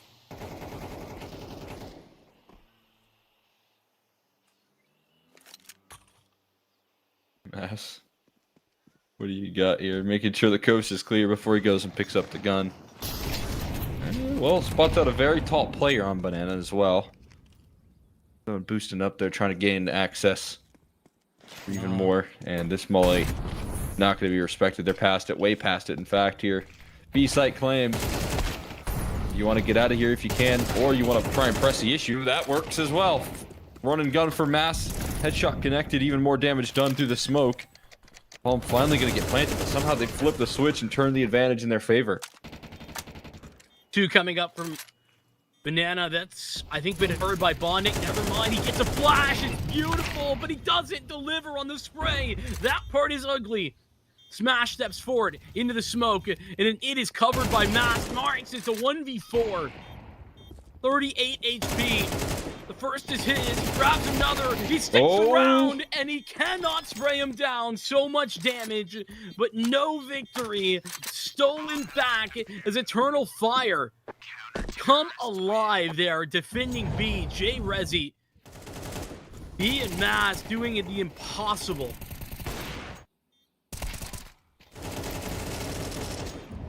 Unbelievable. I mean, such a challenge right there, flying in and out of the smoke. What should have been comfortable conversion for FAVBET to move on to 12. It's now lifeline handed over to Eternal Fire to stay afloat in this map here. New sense of confidence right now. Beanox plucks Marks out of the smoke.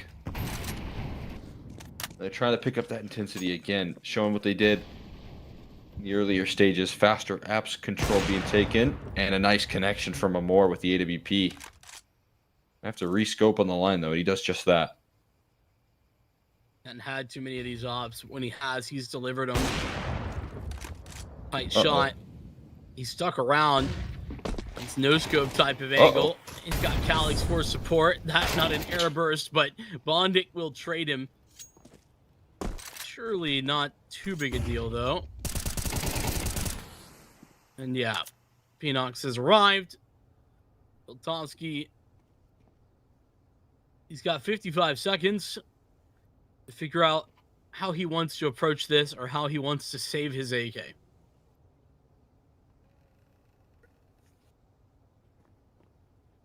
think he's going to play a little bit more cautious. I had too many deaths for him on this map so far. CT side played very safe, forced into a lot of saves. Hoping that the defense gives him something extra to work out of. And there's one. There's his pathway out of this one. Find safety and an extra kill for his troubles. Shut the door in their face and call it a day.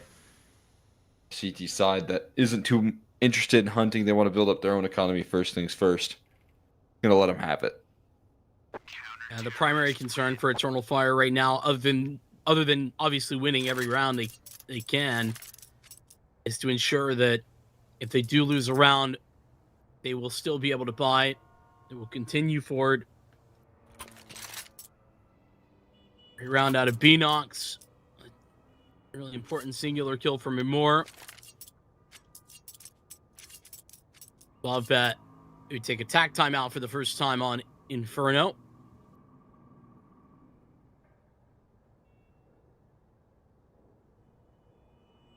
Toski handling that AK. He actually has enough money that I think realistically they could save.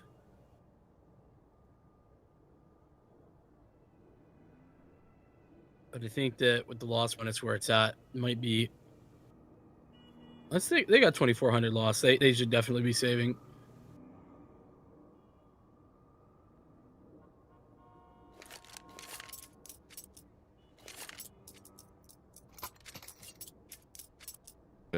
Pretty comfortable buy up in the next here. Even Saltovsky kind of evened out with the rest of the squad. Not a big concern. Try and get some motion with the AK here.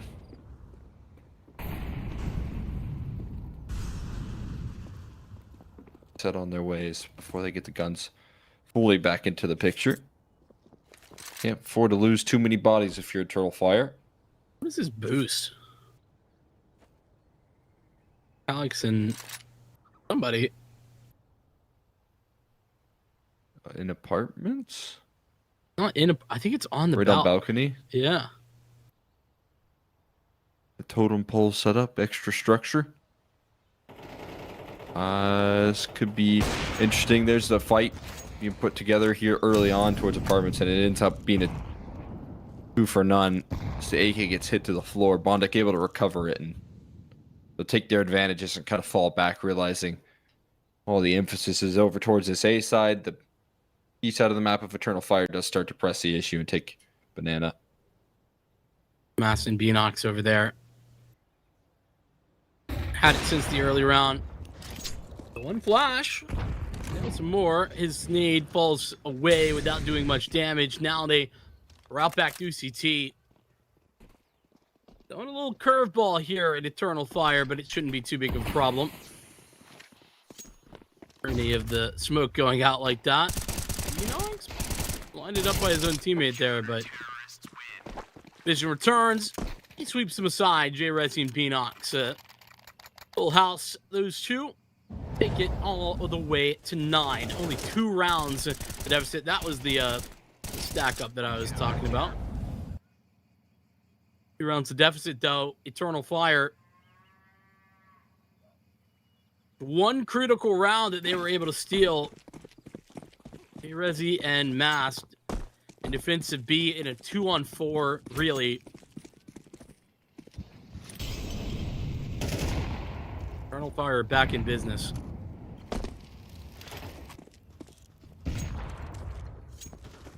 Really good work being able to survive what probably should have just been a lost round. What felt like it was going to be a save. Said they walk away pulling through the advantage. And ever since then, have again shown a little new level of confidence. Beanox has been thriving in banana fights, smoke spam duels. Just trying to back him up. There's a Op and Saltovsky here, and an HE that chunks even more damage. Combined with a flashbang for them to strike. Beanox getting a smoke to follow it up. And jumps around the corner there. And goes for more. Oh my god, unrelenting. As Beanox tracks it. And it's infuriating here. This is what FAVBET have to deal with, and just trying to take space on Banana. I mean, another smoke just recycled from Mast as well. So, and Beanox, he's walking right through. Beanox walks through as they take up mid. He's been seen. Info over to Imor, who does get taken out. Now there's an avenue back to B if they want it. FAVBET, they've shown that they like to do that before, but Eternal Fire, they don't. waver. Up at the top of the smoke, no. Jay Rezi, he's slow on the uptake, so now it's all up to Calix. The sprint is happening. Beanox sprinting back up to mid. He's finally arrived. It's Jackie and Marix. Jackie for another triple kill that might just save FAVBET. He did it at the beginning of this half. How about Mast in a 1v3 clutch? All right, avoids the molly. Jackie really coming into his own right here. He's just being a difference maker on this T side. They had nothing going for them in this round. Felt like a complete sideswipe, and now a 1v3 face for Max. He's hoping that they rotate off and that he can collect off these rotates. Maybe a false sense of security. You just want to isolate a duel inside the pit. Smoke on top of the bomb here. Surely they can track him. Smoke is going to join up there, and no defuse available. Everyone going to go down with a ship, but FAVBET at least find security in their 12th round. I was gonna say who cares, but actually the money's pretty bad. 5 on 3 though. That's the advantage that Eternal Fire held. I mean, I don't know what Jay Rezi's doing. He is caught sleeping in that moment. Mass, I can appreciate the attempt there at a ninja, but More playing a really easy to deal with angle. I mean, I feel like every opper knows in that position that you're going to be kind of seen first in that spot. So you're just playing, again, in that 5v3, these tough to unify positions get pieced up there once again by Jackie, who absolutely goes to work when they need a recovery. think back, man.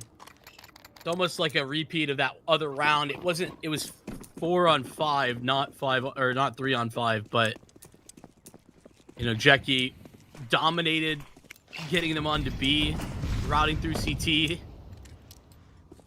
It seems very similar.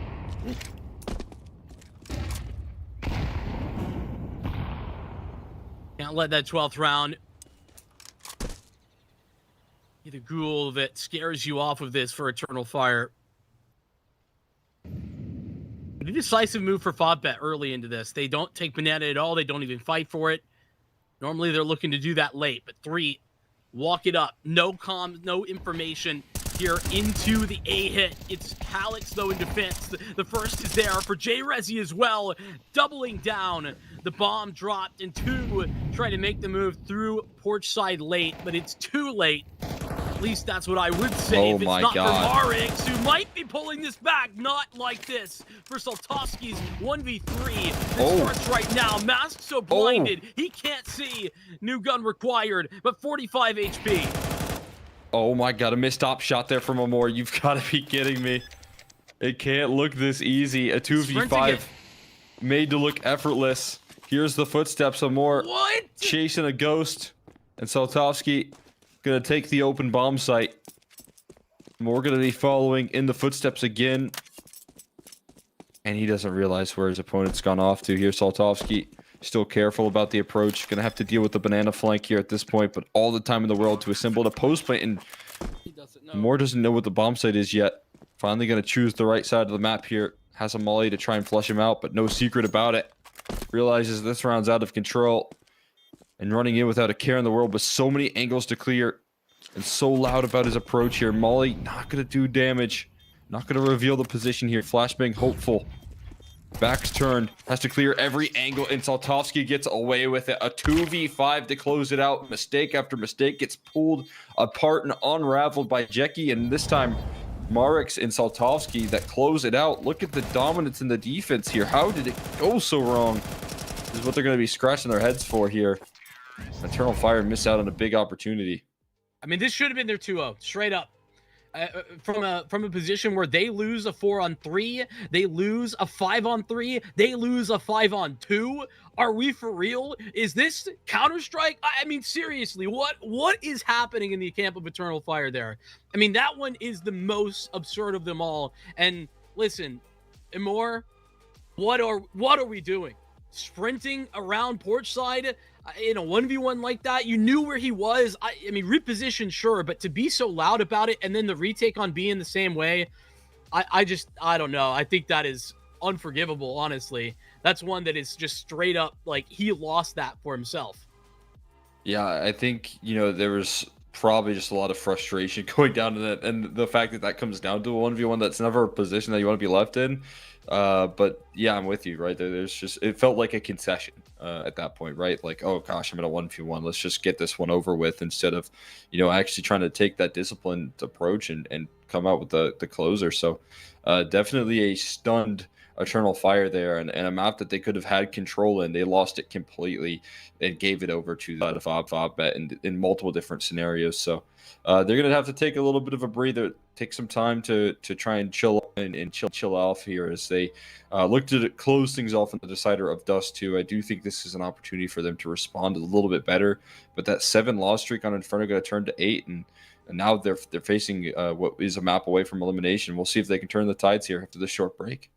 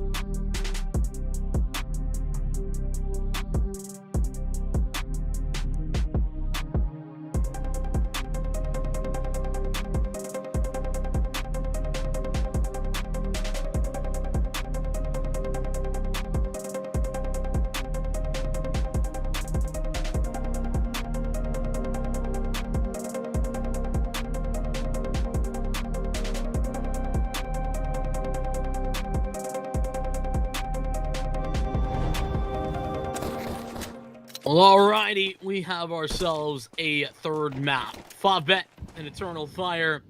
Pretty ugly, though, the way in which Eternal Fire's hopes of a comeback story were dashed. Back on Inferno, now they got to focus up. Forget all about that. So I certainly have a hard time doing so. Get this Dust 2 rocking and rolling, Cole. See if they can right the ship. Have some tricky tasks ahead of them, playing up against what already feels like a deadly combo. Saltovsky and Jackie leading the pack there in that last map for FAVBET. Their CT sides. This map can be good as well here. Pistol looking good as well.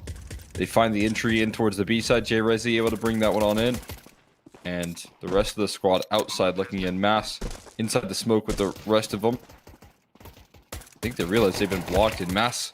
Still just getting knocked out of the round there. Does a good time of delaying this round off. Forcing them all to go through the doors here. Dual Beretta's crossfire ready to go. No flashes, no nothing. A bit of team damage rolling through and a crossfire that gets broken apart. It's just going to be Calyx left standing, and somehow they do it again. After overcome so much adversity entering into that B site, and they managed to pluck them one by one. And for as much positivity, right, as Eternal Fire get, isolating B, you know, insta kill out in mid, they're so successful there. It seems impossible that the retake goes so perfectly for FAVBET. Can I just say, I really love how smart Bondic is. I feel like there's just so many times where I feel like Bondic just makes really good decisions in the micro. Like, that's one of them right there where, like, he's just one step ahead, you know, coming back through the smoke, walking it back. Like, he's jumping forward in order to communicate they've all stomped through. And that's why Mass walks forward and tries to, like, take into CT. And Bondic just, you know, silently walks backward and covers him off. There's been a lot of times that I've seen that. I don't know that I've verbalized it, though. And I'm always kind of happy to see that, especially in a guy with, you know, the type of history that Bondic has. I mean, it just looks so cohesive, so impressive on that retake. It's a 4v4 that they essentially have to pull together on a B site with limited time and no kit and no utility. I mean, that's just a round that you probably chop up to a lot of different times as a save. On the pistol, always a little bit more doable, and more so than like a disruption in the setup, which I was massively concerned with Eternal Fire's advantages earlier. That one, you'll say FAVBET just landed some quick kills, quick headshots to break down those setups. So credit to them where it's due. FAVBET showing up with a deadly game here. Force Bite in response needs to be flawless and working their way out in towards long. J-Rezi with a headshot, and now Saltovsky coming through in a little bit of supportive stance here. Saltovsky still yet to see anything, and Calyx lands a 1 dig. So 2 key kills here already found out. Catwalk also being crunched in on here. Molly out for Mass, and they can coast into the bomb site without any resistance.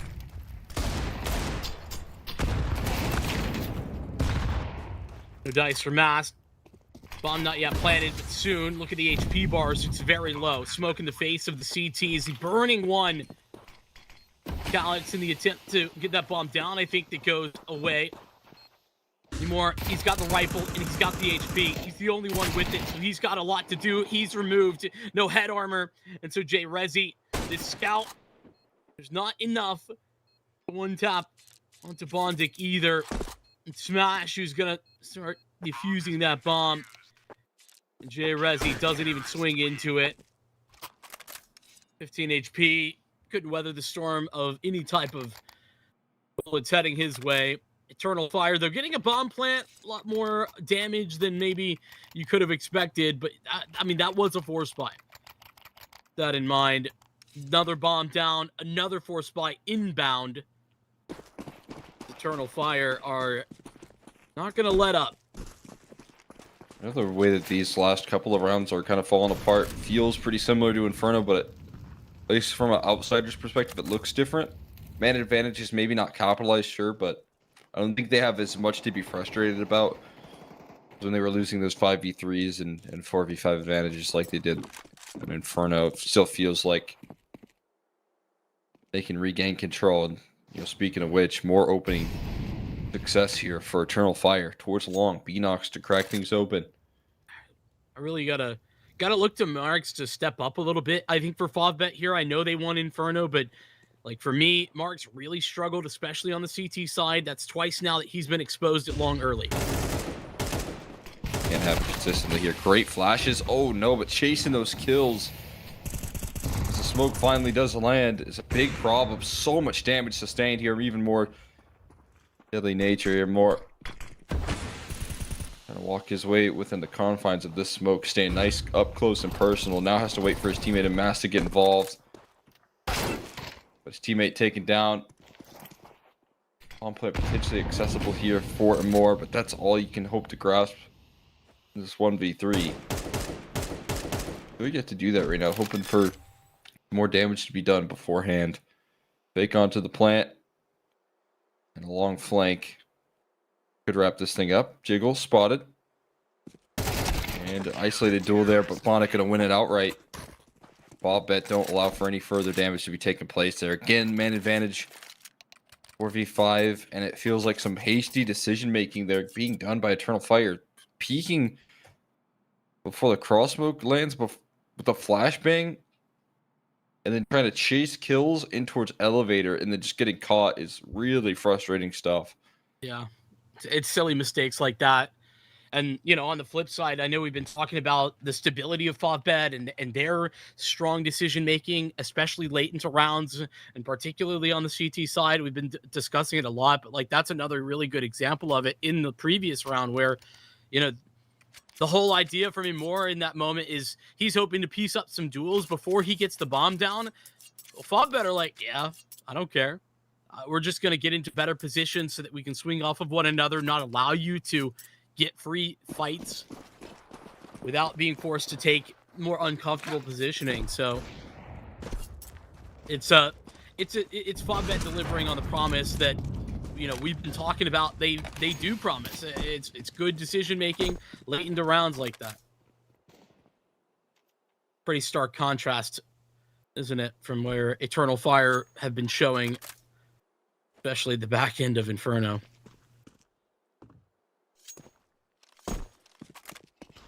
Yeah, it's definitely going to start to weigh on them if they can't plant their feet here and take advantage of these opening duels. You could already see that timeout called instantly as a reaction to losing that 4v5 and watching some of those decisions break down. Hoping to see them turn the tide.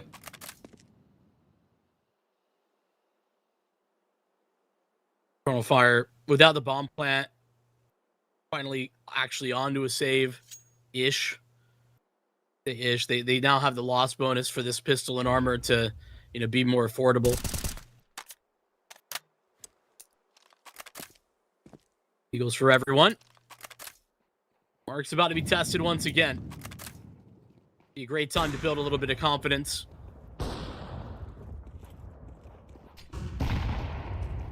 This side there might not be necessary just yet. Ooh, might be, as Beanox finds 2 deagle shots there. The round spiraling. Flank coming through here. Labored spam. Starts to connect. And Soltovsky falls off of Cat. I mean, this might be the way that they arrive here on Dust 2 in the most unlikely of fashions. Definitely should be. Soltovsky left into a difficult clutch here. Having the right idea. Oh, takes a shot. That's going to be safe. He's no longer interested here. Repositions into CT unless he gets given a duel there. Almost, but it was Cigar, and there's some of the problems there. You said Mark's a time to get confidence and just get a couple of what felt like freebies set up for success. Ends up getting deagled out of the round, and that's how Eternal Fire react. Yeah, that's a pretty worrying sign. I know FAVBET are up 3-1 right now, and that seems a little silly, but it's Marks who's been exposed 3 times in a row. For Eternal Fire to win the deagle round, that should have been the easiest of them all. You know, even flash back to the pistol where Eternal Fire had really great positioning. FAVBET, they were on the scene.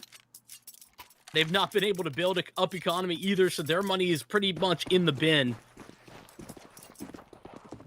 So Totsky doing what he can. He had a lightning start to Inferno.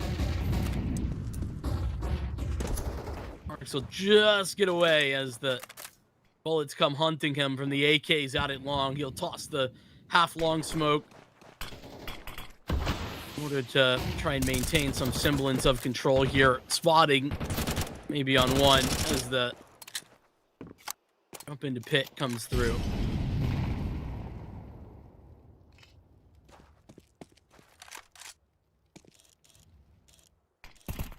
Ooh.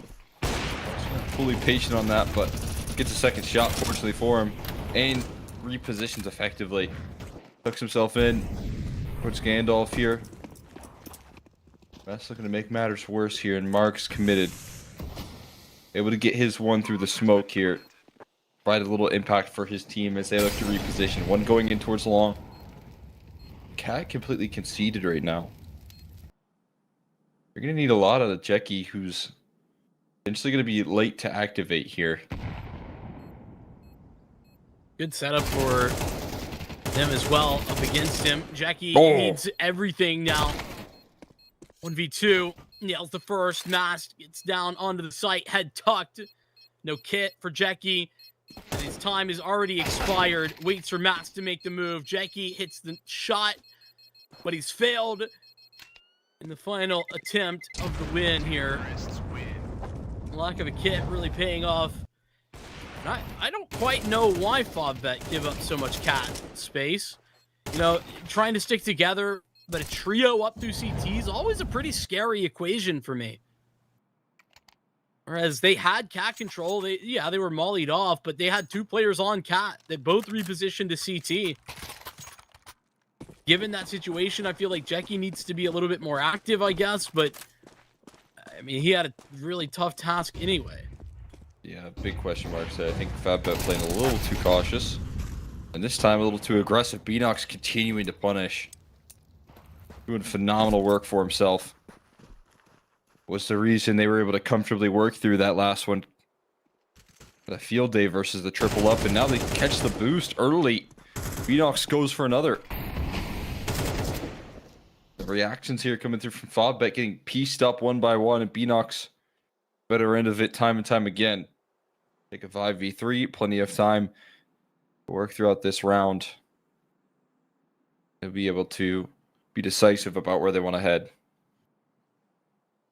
Beanox got to be the biggest multi-kill threat on this team. Showing that off. Jackie, you know, he had one of the heavy rifles. That's why he's playing so aggressive. I know that he get punished, but I actually don't hate that move from FAVBET. Now, it's a pretty similar scene. Remember back on Inferno where FAVBET made these types of calls pretty often in a disadvantage, gamble stack a site. If they don't come to your site, it's going to be a save. So save they will, or at the very least try. Calyx is on alert that, you know, at minimum has them boxed in, and it could be a lot worse than that. I mean, there's still a lot of time on this clock ticking away. And so Hunting party's out. Starting to close in on the location here of FAVBET. Well, they took the A bomb set. They're also going to look to take B. See how good of an arm that is for Mass. Not quite deep enough. Molly will flush him out of position, though. Missed op shot, not doing him any favors, but still cracking through there with Calyx, and the rest may fall as well there. Calyx finding them all with Mass help. Eternal Fire able to close things out confidently. I look for the kill shot. Ensure a very real eco for FAVBET. You know, it might be 8 losses in a row now on Inferno, but prior to a loss in the play-in stage of Series 8, just 3 wins in a row, and out of the last, 7 games, they've won 5. Here for Eternal Fire on Dust 2, that is. But it's been much better than not. Some, I'll say, not that great teams in those wins. I feel like FAVBET certainly playing harder games, but you know, the amount of reps that Eternal Fire have had over these last 3 months certainly helping them. Because I mean, that's the other thing. I think when I don't remember if it was with you or with Mark Cole, but and that I was highlighting when I was casting FAVBET earlier in this tournament is I feel like they haven't had that many opportunities themselves here in the last month or two. Trying to do the most with those that they've had, but in general, struggling to make it to some Swiss stage at times. The expectation obviously very high for both these teams. Eternal Fire just sort of recently being in a position where they can play out these Swiss stages consistently with the fact that they do have a roster that now with the core has enough VRS to make it into these deep positions. Get J-Resi back involved again with the core of Mass, Phoenox, and Mari that once were. J-Resi replacing Mari. I mean, the fact that we do see Eternal Fire getting these reps is obviously very valuable here, but facing Elimination and what is kind of leading in towards a bit of a cutoff point in the VRS, you want to try and rise to the occasion. Both these teams, again, I feel like are playoff caliber with the amount of fight that we have in the Swiss stage. No doubt. I mean, FAVBET literally last time around,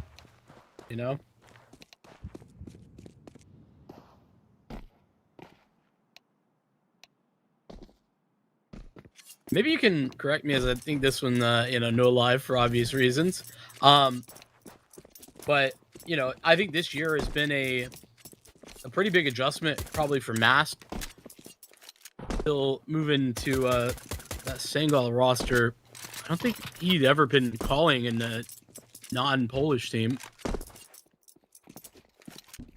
Yeah, as far as I'm aware, like the international move that they made was kind of a big surprise, and it did make things interesting. It was a kind of a big adjustment period for this squad for a little while, so it's a tricky task here, but I feel like I was still really impressed with the fact that they were able to get cohesive calling out of this team despite that fact. Such a massive challenge, and he was up for it. I mean, also a big change. I'd imagine J-Resi obviously, doesn't have the same pedigree, but for, more for Calyx. Of course, Calyx done a lot internationally as well in general, but about, making a swap to primarily, I'd imagine English. I can't imagine anything else. They're dropping like flies, Cole.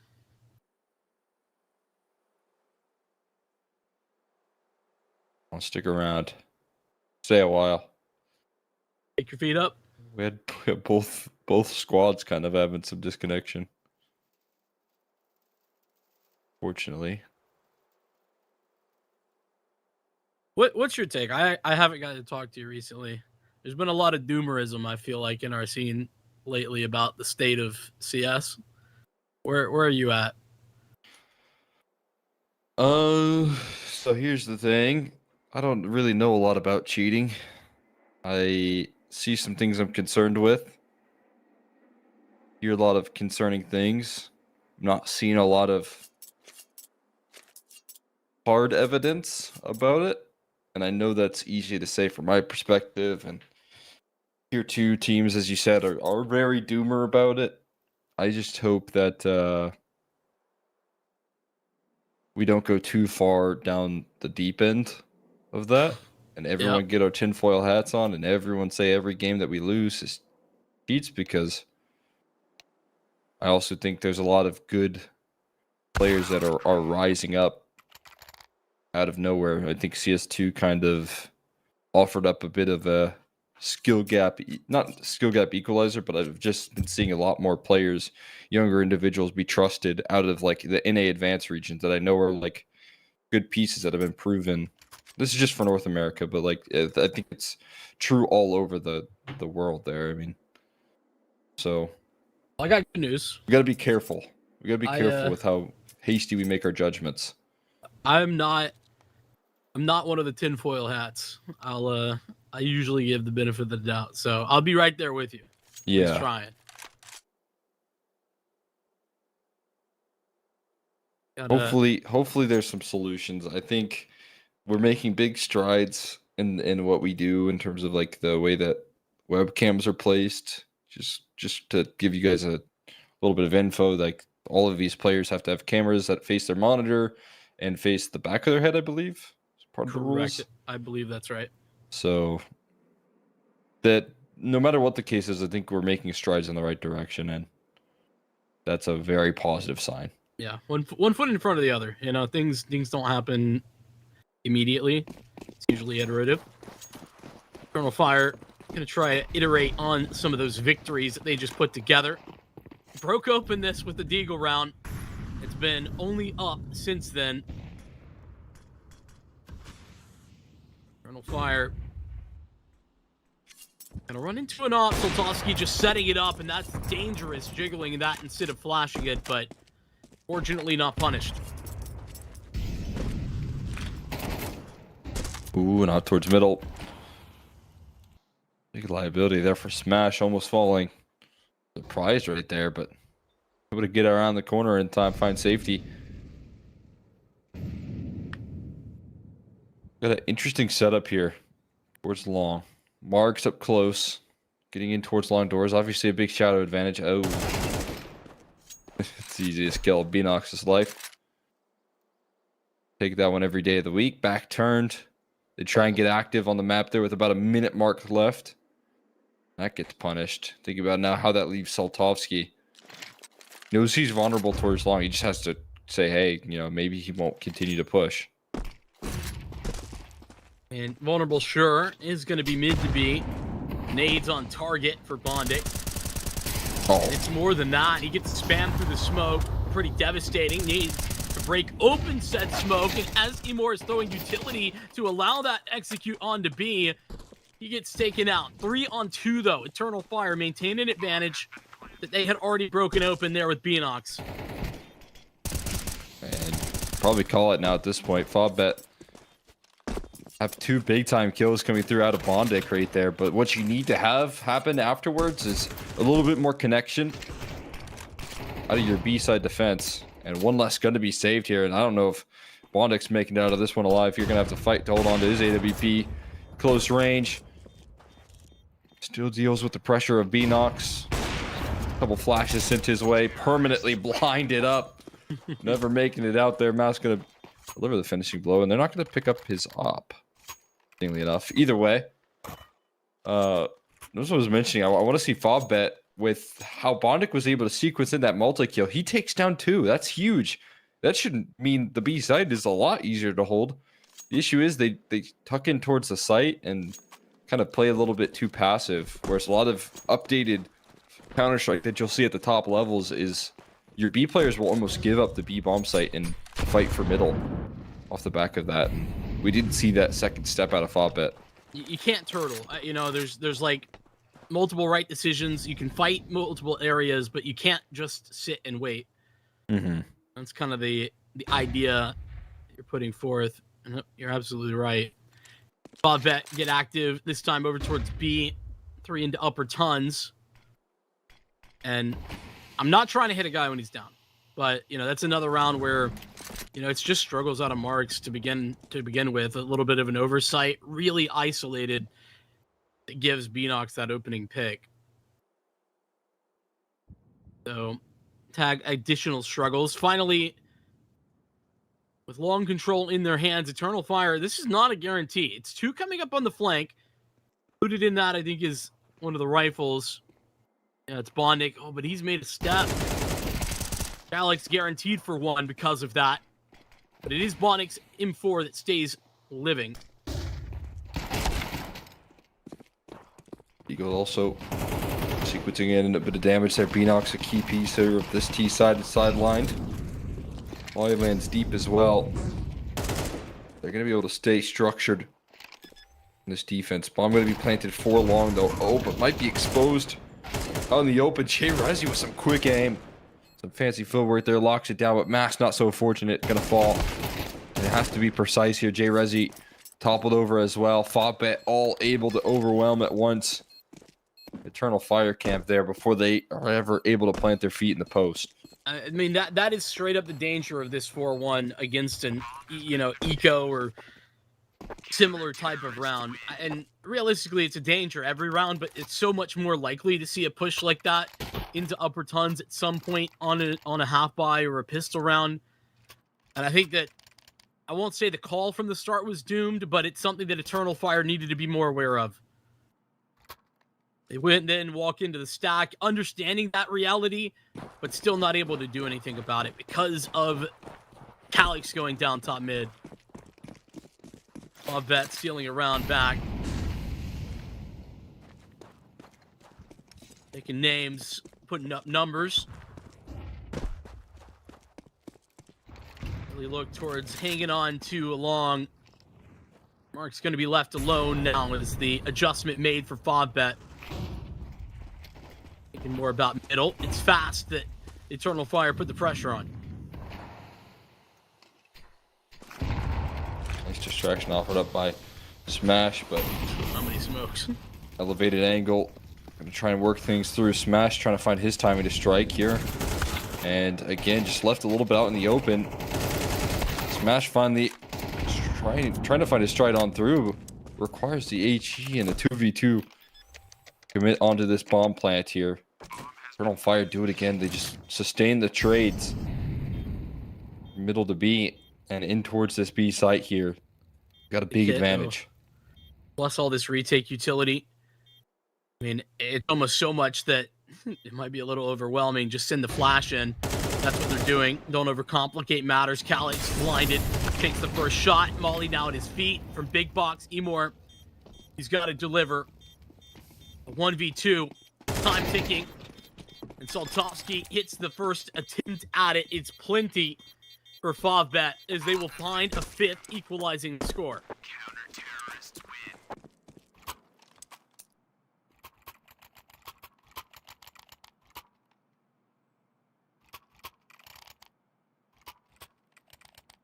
Appreciate not overcomplicating matters. I mean, It's highlighting so much utility. Sometimes it's best just to, get a flash in, see what's up.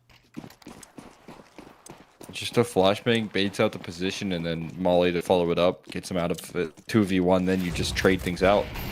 All you got to do right there, as you said, simple as can be, just as they drew up. Late smoke tossed in towards long doors. Smash cautious because he knows that one's shallow. Double HE smoke spam probably means no one's around the corner. A lot They're invested. looking for different avenues. Eternal Fire a little bit later, coming back, same area, 3 strong in that. Drop another incendiary as the mid to B smoke flies out, but Smash is up ahead of it. He sees Nada. Beanox inserted, but interesting that Eternal Fire feel as if they need to get back towards mid. I thought surely this was going to be an A split coming soon, but now it's going to be a B split. Beanox leaves long. And FAVBET none the wiser. They're still set up default right now. Bondic and CT, he's been here all map. 2 defenders healthy on the B site, but without any further utility to impact this round. Bondic only a single flash. There's that question mark again. What do they do to try and deal with this mid to B? They're going to try and coordinate their efforts. Flashbang goes above their heads, but they're losing out and trying to sustain these trades. There you go from Jackie moving out through window.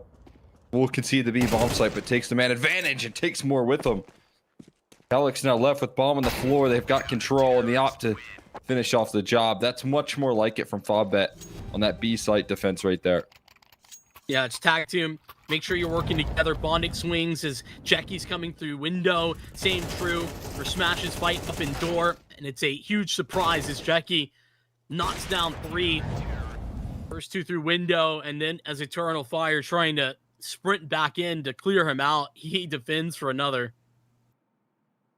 Great work. Eternal Fire using their second tack. As their final round of this half is going to be on pistols plus a little bit more for a couple of guys as well. Harken back to the first victory that Eternal Fire found in this map, which is all on Deagles. Considering how badly things started, I think Eternal Fire already laughing about how they got here. And they add another one.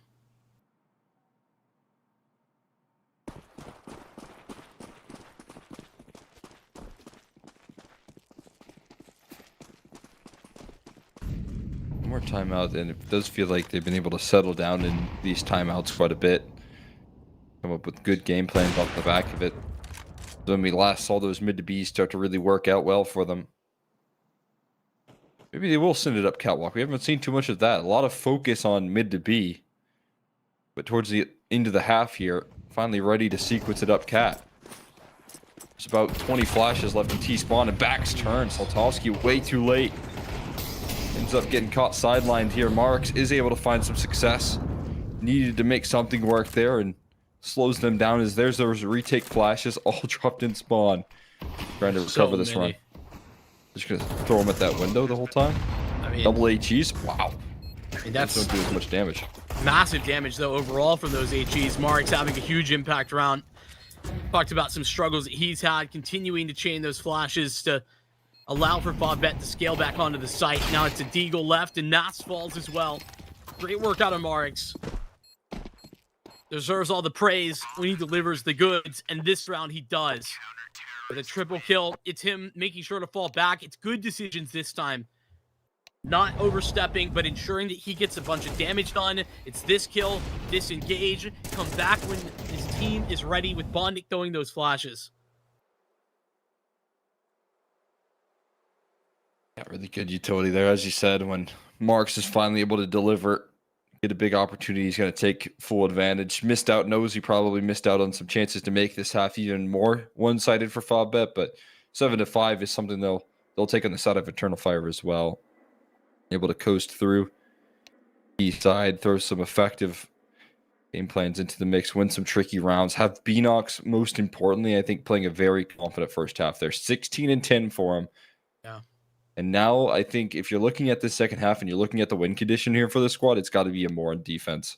If he can get his op rolling and really be able to impact the defense, that's the 1-2 punch that can get their head back in this game immediately.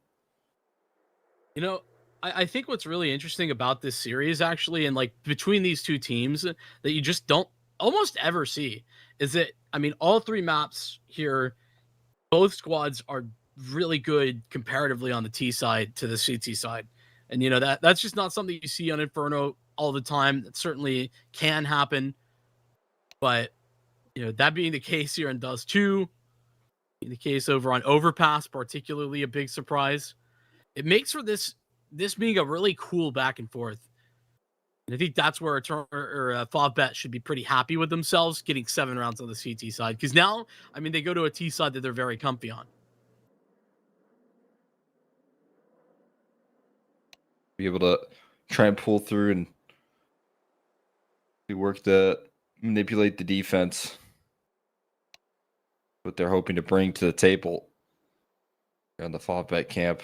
As we said, the slow, drawn-out calls to work in their favor, but I believe we do have a bit of a issue before we kick off this second half. So maybe sending this one off to a quick break, and once we come back, we'll be rolling out with the final half here of this decider.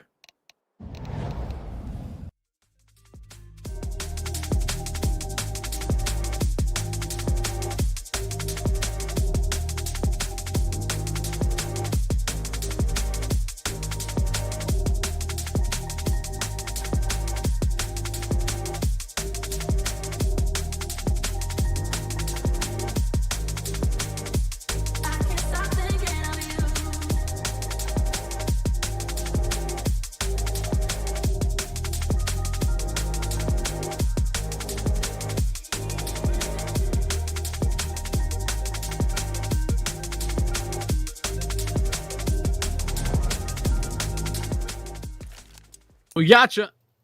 Thought we'd be gone for longer, but we're back as quick as can be. And some general light connection problems like over the course of this whole series for, I mean, Eternal Fire and for FAVBET. It's gone both ways, unfortunately. Interesting look at the beginning of this round, though, Cole. Eternal Fire pressing to upper tons. They've got 4 players there, 2 up lower, 2 pushing on the other side. So this could be perfect. They can just get across Cat. But it seems like they want to fight, and fight they will. Soltovsky smash. They both knock it out of the park. There's 3 dead bodies in lower tunnels. Yeah, see, considering what the options are here next, going to start to try and follow up towards middle, and that's a quick dismissal. Mask going to have himself a nice, quick, concise kill. Nothing to save, though. Everything to gain. So, going for some headshots here towards long. Does get chased down by Jackie, though.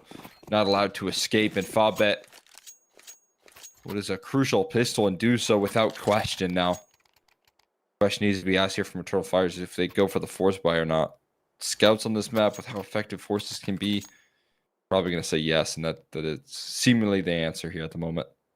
Yeah, I think the only concern with that is that Eternal Fire, their force buys, I think have, on the whole, not gone as well as I would have hoped. You know, there's some bright spots in there, certainly some wins. But it's kind of funny. It's been the rounds that they haven't force spot that they've had some pistols in that have gone better. Irony that is, nonetheless. I think there's also a chance here for FAVBET to start to snowball. Remember how things were actually going on Inferno before Eternal Fire started to make that comeback? It was looking like FAVBET were just going to run them over.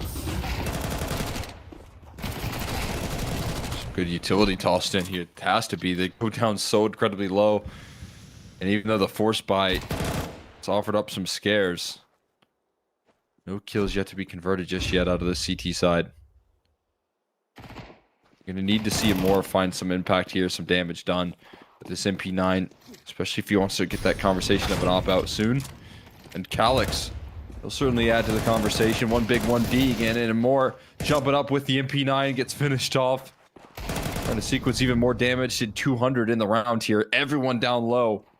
Bondic holding the line, taking the headshot angle, reveals himself early. Can't find anything extra. And as smoke blooms on towards Catwalk, surely they'll reconsider this and go for it here. Surely they'll make a move. J. Rusty just repositioning in towards CT. Beanox trying to capitalize, and Bondic, rather Marks, taking the forward fight in towards CT.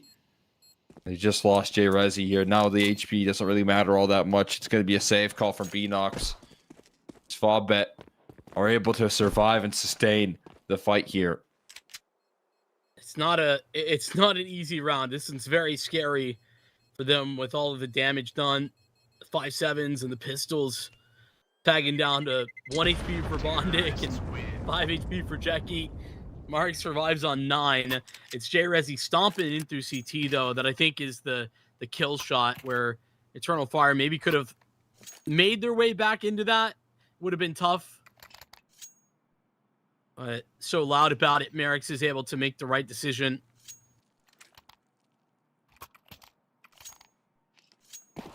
Double digits, going to seem very likely. Now after this one, Beanox holding on to that MP9, going to be the biggest threat, at least on paper. Pistols, though. Everyone else but Emor.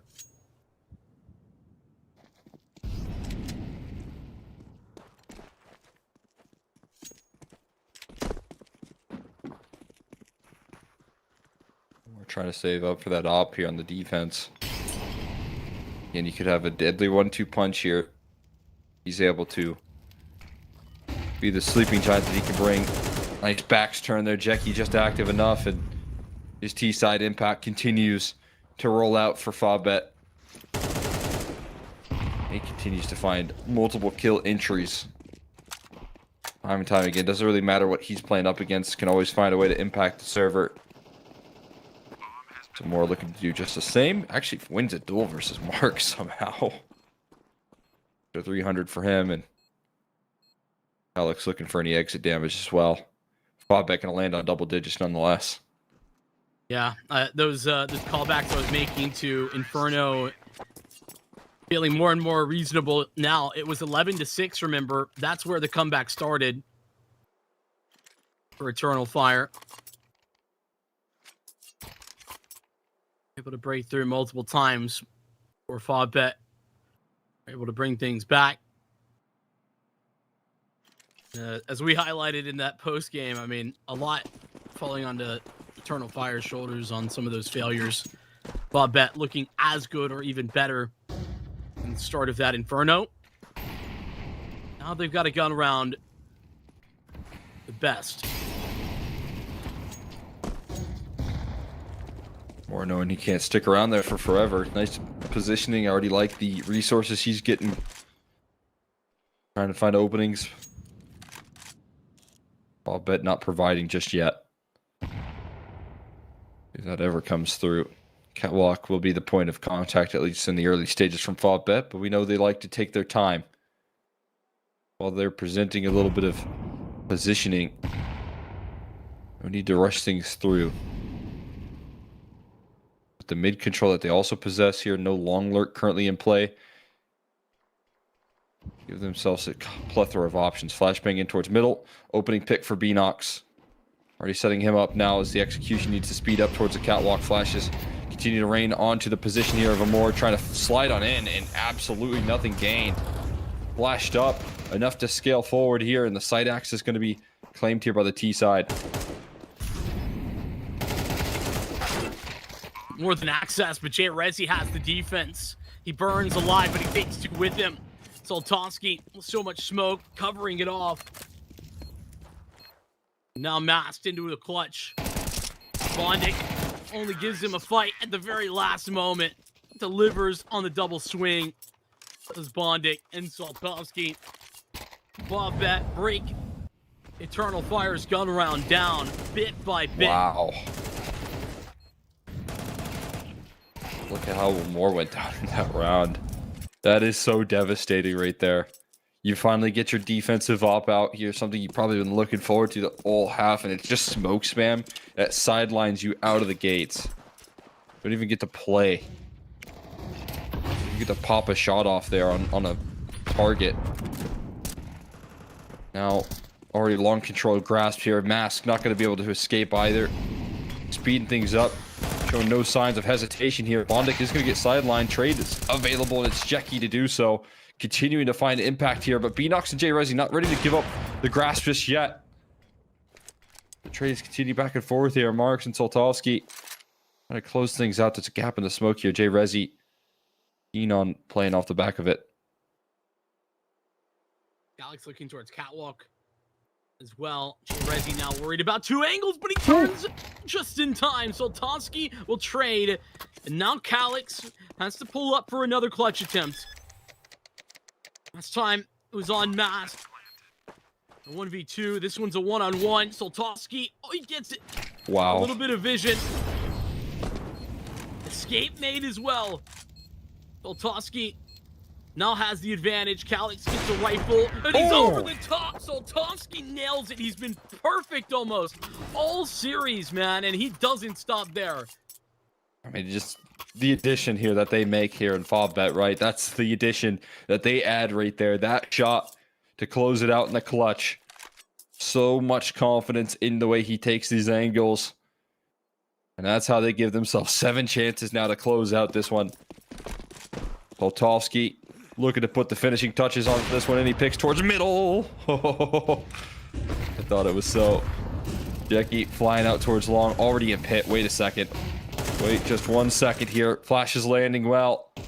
Mask goes 1 for 1, but pit control here might prove to be too much of a task. Smoke spam works in the favor of Eternal Fire. Escaping around the corner, trying to hold protection. Smash falls. Soltowski again looking to recover this round and able to dance. Duck and weave his bullets around the corner for another 2v2. Eternal Fire together on a mission coming in from B, both Jay Rezi and Calix. FAVBET have so much time to play with. They could go anywhere. Of course, Eternal Fire could certainly be anywhere, and Jay Rezi trying to deliver on that promise. as he slides back out Oh. catwalk, but he's a little too late. He's actually going to make a read into this. Or not. I thought going back to B. Instead, he looks to play together with his teammate. Understandable decision. A good one, even. But it's going to be the wrong bomb site. FAVBET, they have so much more control as well. Bondic, he doesn't stop. He doesn't even wait at window. He's all the way forward. Could be checked here. But if Soltovsky gets this bomb down, he could play off of him. I don't know why you would clear it here, J-Resi. Yeah, I mean, you're not going to clear it. The doors are smoked. You don't anticipate that. Now has extra help. Smoke might allow for Calyx to isolate this target here, but instead forces him through a gray screen of a smoke. Bondic to close things off. Another clutch round coming through between him and Soltovsky. And it's FAVBET to close out the series in the end. Able to get rid of Dust 2, putting great work on this decider, shutting out on Inferno in crucial rounds, and being able to bring this one home to continue the conversation for this team in the Swiss stage. Yeah, I mean, I feel like that was the way Inferno was kind of meant to go on paper when you looked at the way things were shaping up. But, you know, Eternal Fire were able to find some really critical wins in order to stop that from happening. They didn't find a way to stop it here. And, you know, late with a bunch of clutch opportunities, difficult clutch opportunities, albeit, but, you know, chances that weren't quite taken advantage of, you know, Eternal Fire are unfortunately going to be seeing their way out of this Swiss stage. And, you know, I think that FAVBET certainly played the best today, right? Like top to bottom, very impressed with what we saw from like Soltovsky. I think he was playing very well. And I think we had a lot of positive signs, actually for Bondic specifically too. Yeah, good individual play from Bondic has kind of been a trend for at least what I've been watching out of FAVBET. I don't know if that's always the case that he's able to perform this well, but I think on maps that he's you know, comfortable. And I think of Inferno gains a lot of confidence from that point forward, carries it over into Dust 2 with some high impact plays. Jackie as well, able to kind of push them across the finish line on some tricky rounds, some deficits that he was able to pull back from. So got to give a lot of credit here to FAVBET. They'll be kicking alive here still in Series 7. Obviously, that means the elimination, though, of Eternal Fire here in Series 7. Good news for them, at least, is that they are already playing, I think, at a close qualifier game as of in a couple of minutes. So they'll be right back into the grindstone here and have to try and wipe that one from their memory, but they'll be back, I'm sure, for 8 as they look to make it through the close qualifiers there. Yeah, I think that this Eternal Fire team is going to continue to prove and has already started doing that they are going to be regulars, whether it be, you know, having to force their way through some very difficult close qualifiers stages, like in general. I like for more reasons than one, it's very difficult sometimes to break through there, but I think Eternal Fire have been showing that they have the skill and they have the capability of doing that. I think they've looked better and better. Just some still, you know, shaky moments. We think back to that Inferno, especially in the way that things ended in that one. With that being said, our what was meant to be our final series of the day is a forfeit. It was a win, as we had seen on the scorecard before for Sinners, as 2 games straight that Sinza haven't been able to make it to. Something about them not being able to have their like full core, or like whoever's on the VRS, whatever that ends up looking like, it is a win that Sinners will take. So they get to move along. With that, I think that's round four done and dusted. We got only a few more games left, a few more spots in the playoffs that FAVBET and Ruby will be fighting for. Should be very exciting, so make sure that you stay tuned for that. But for us here today, it's been a pleasure. Thank you so much for watching. We'll see you here next time at the CCT. Peace out and have a good night.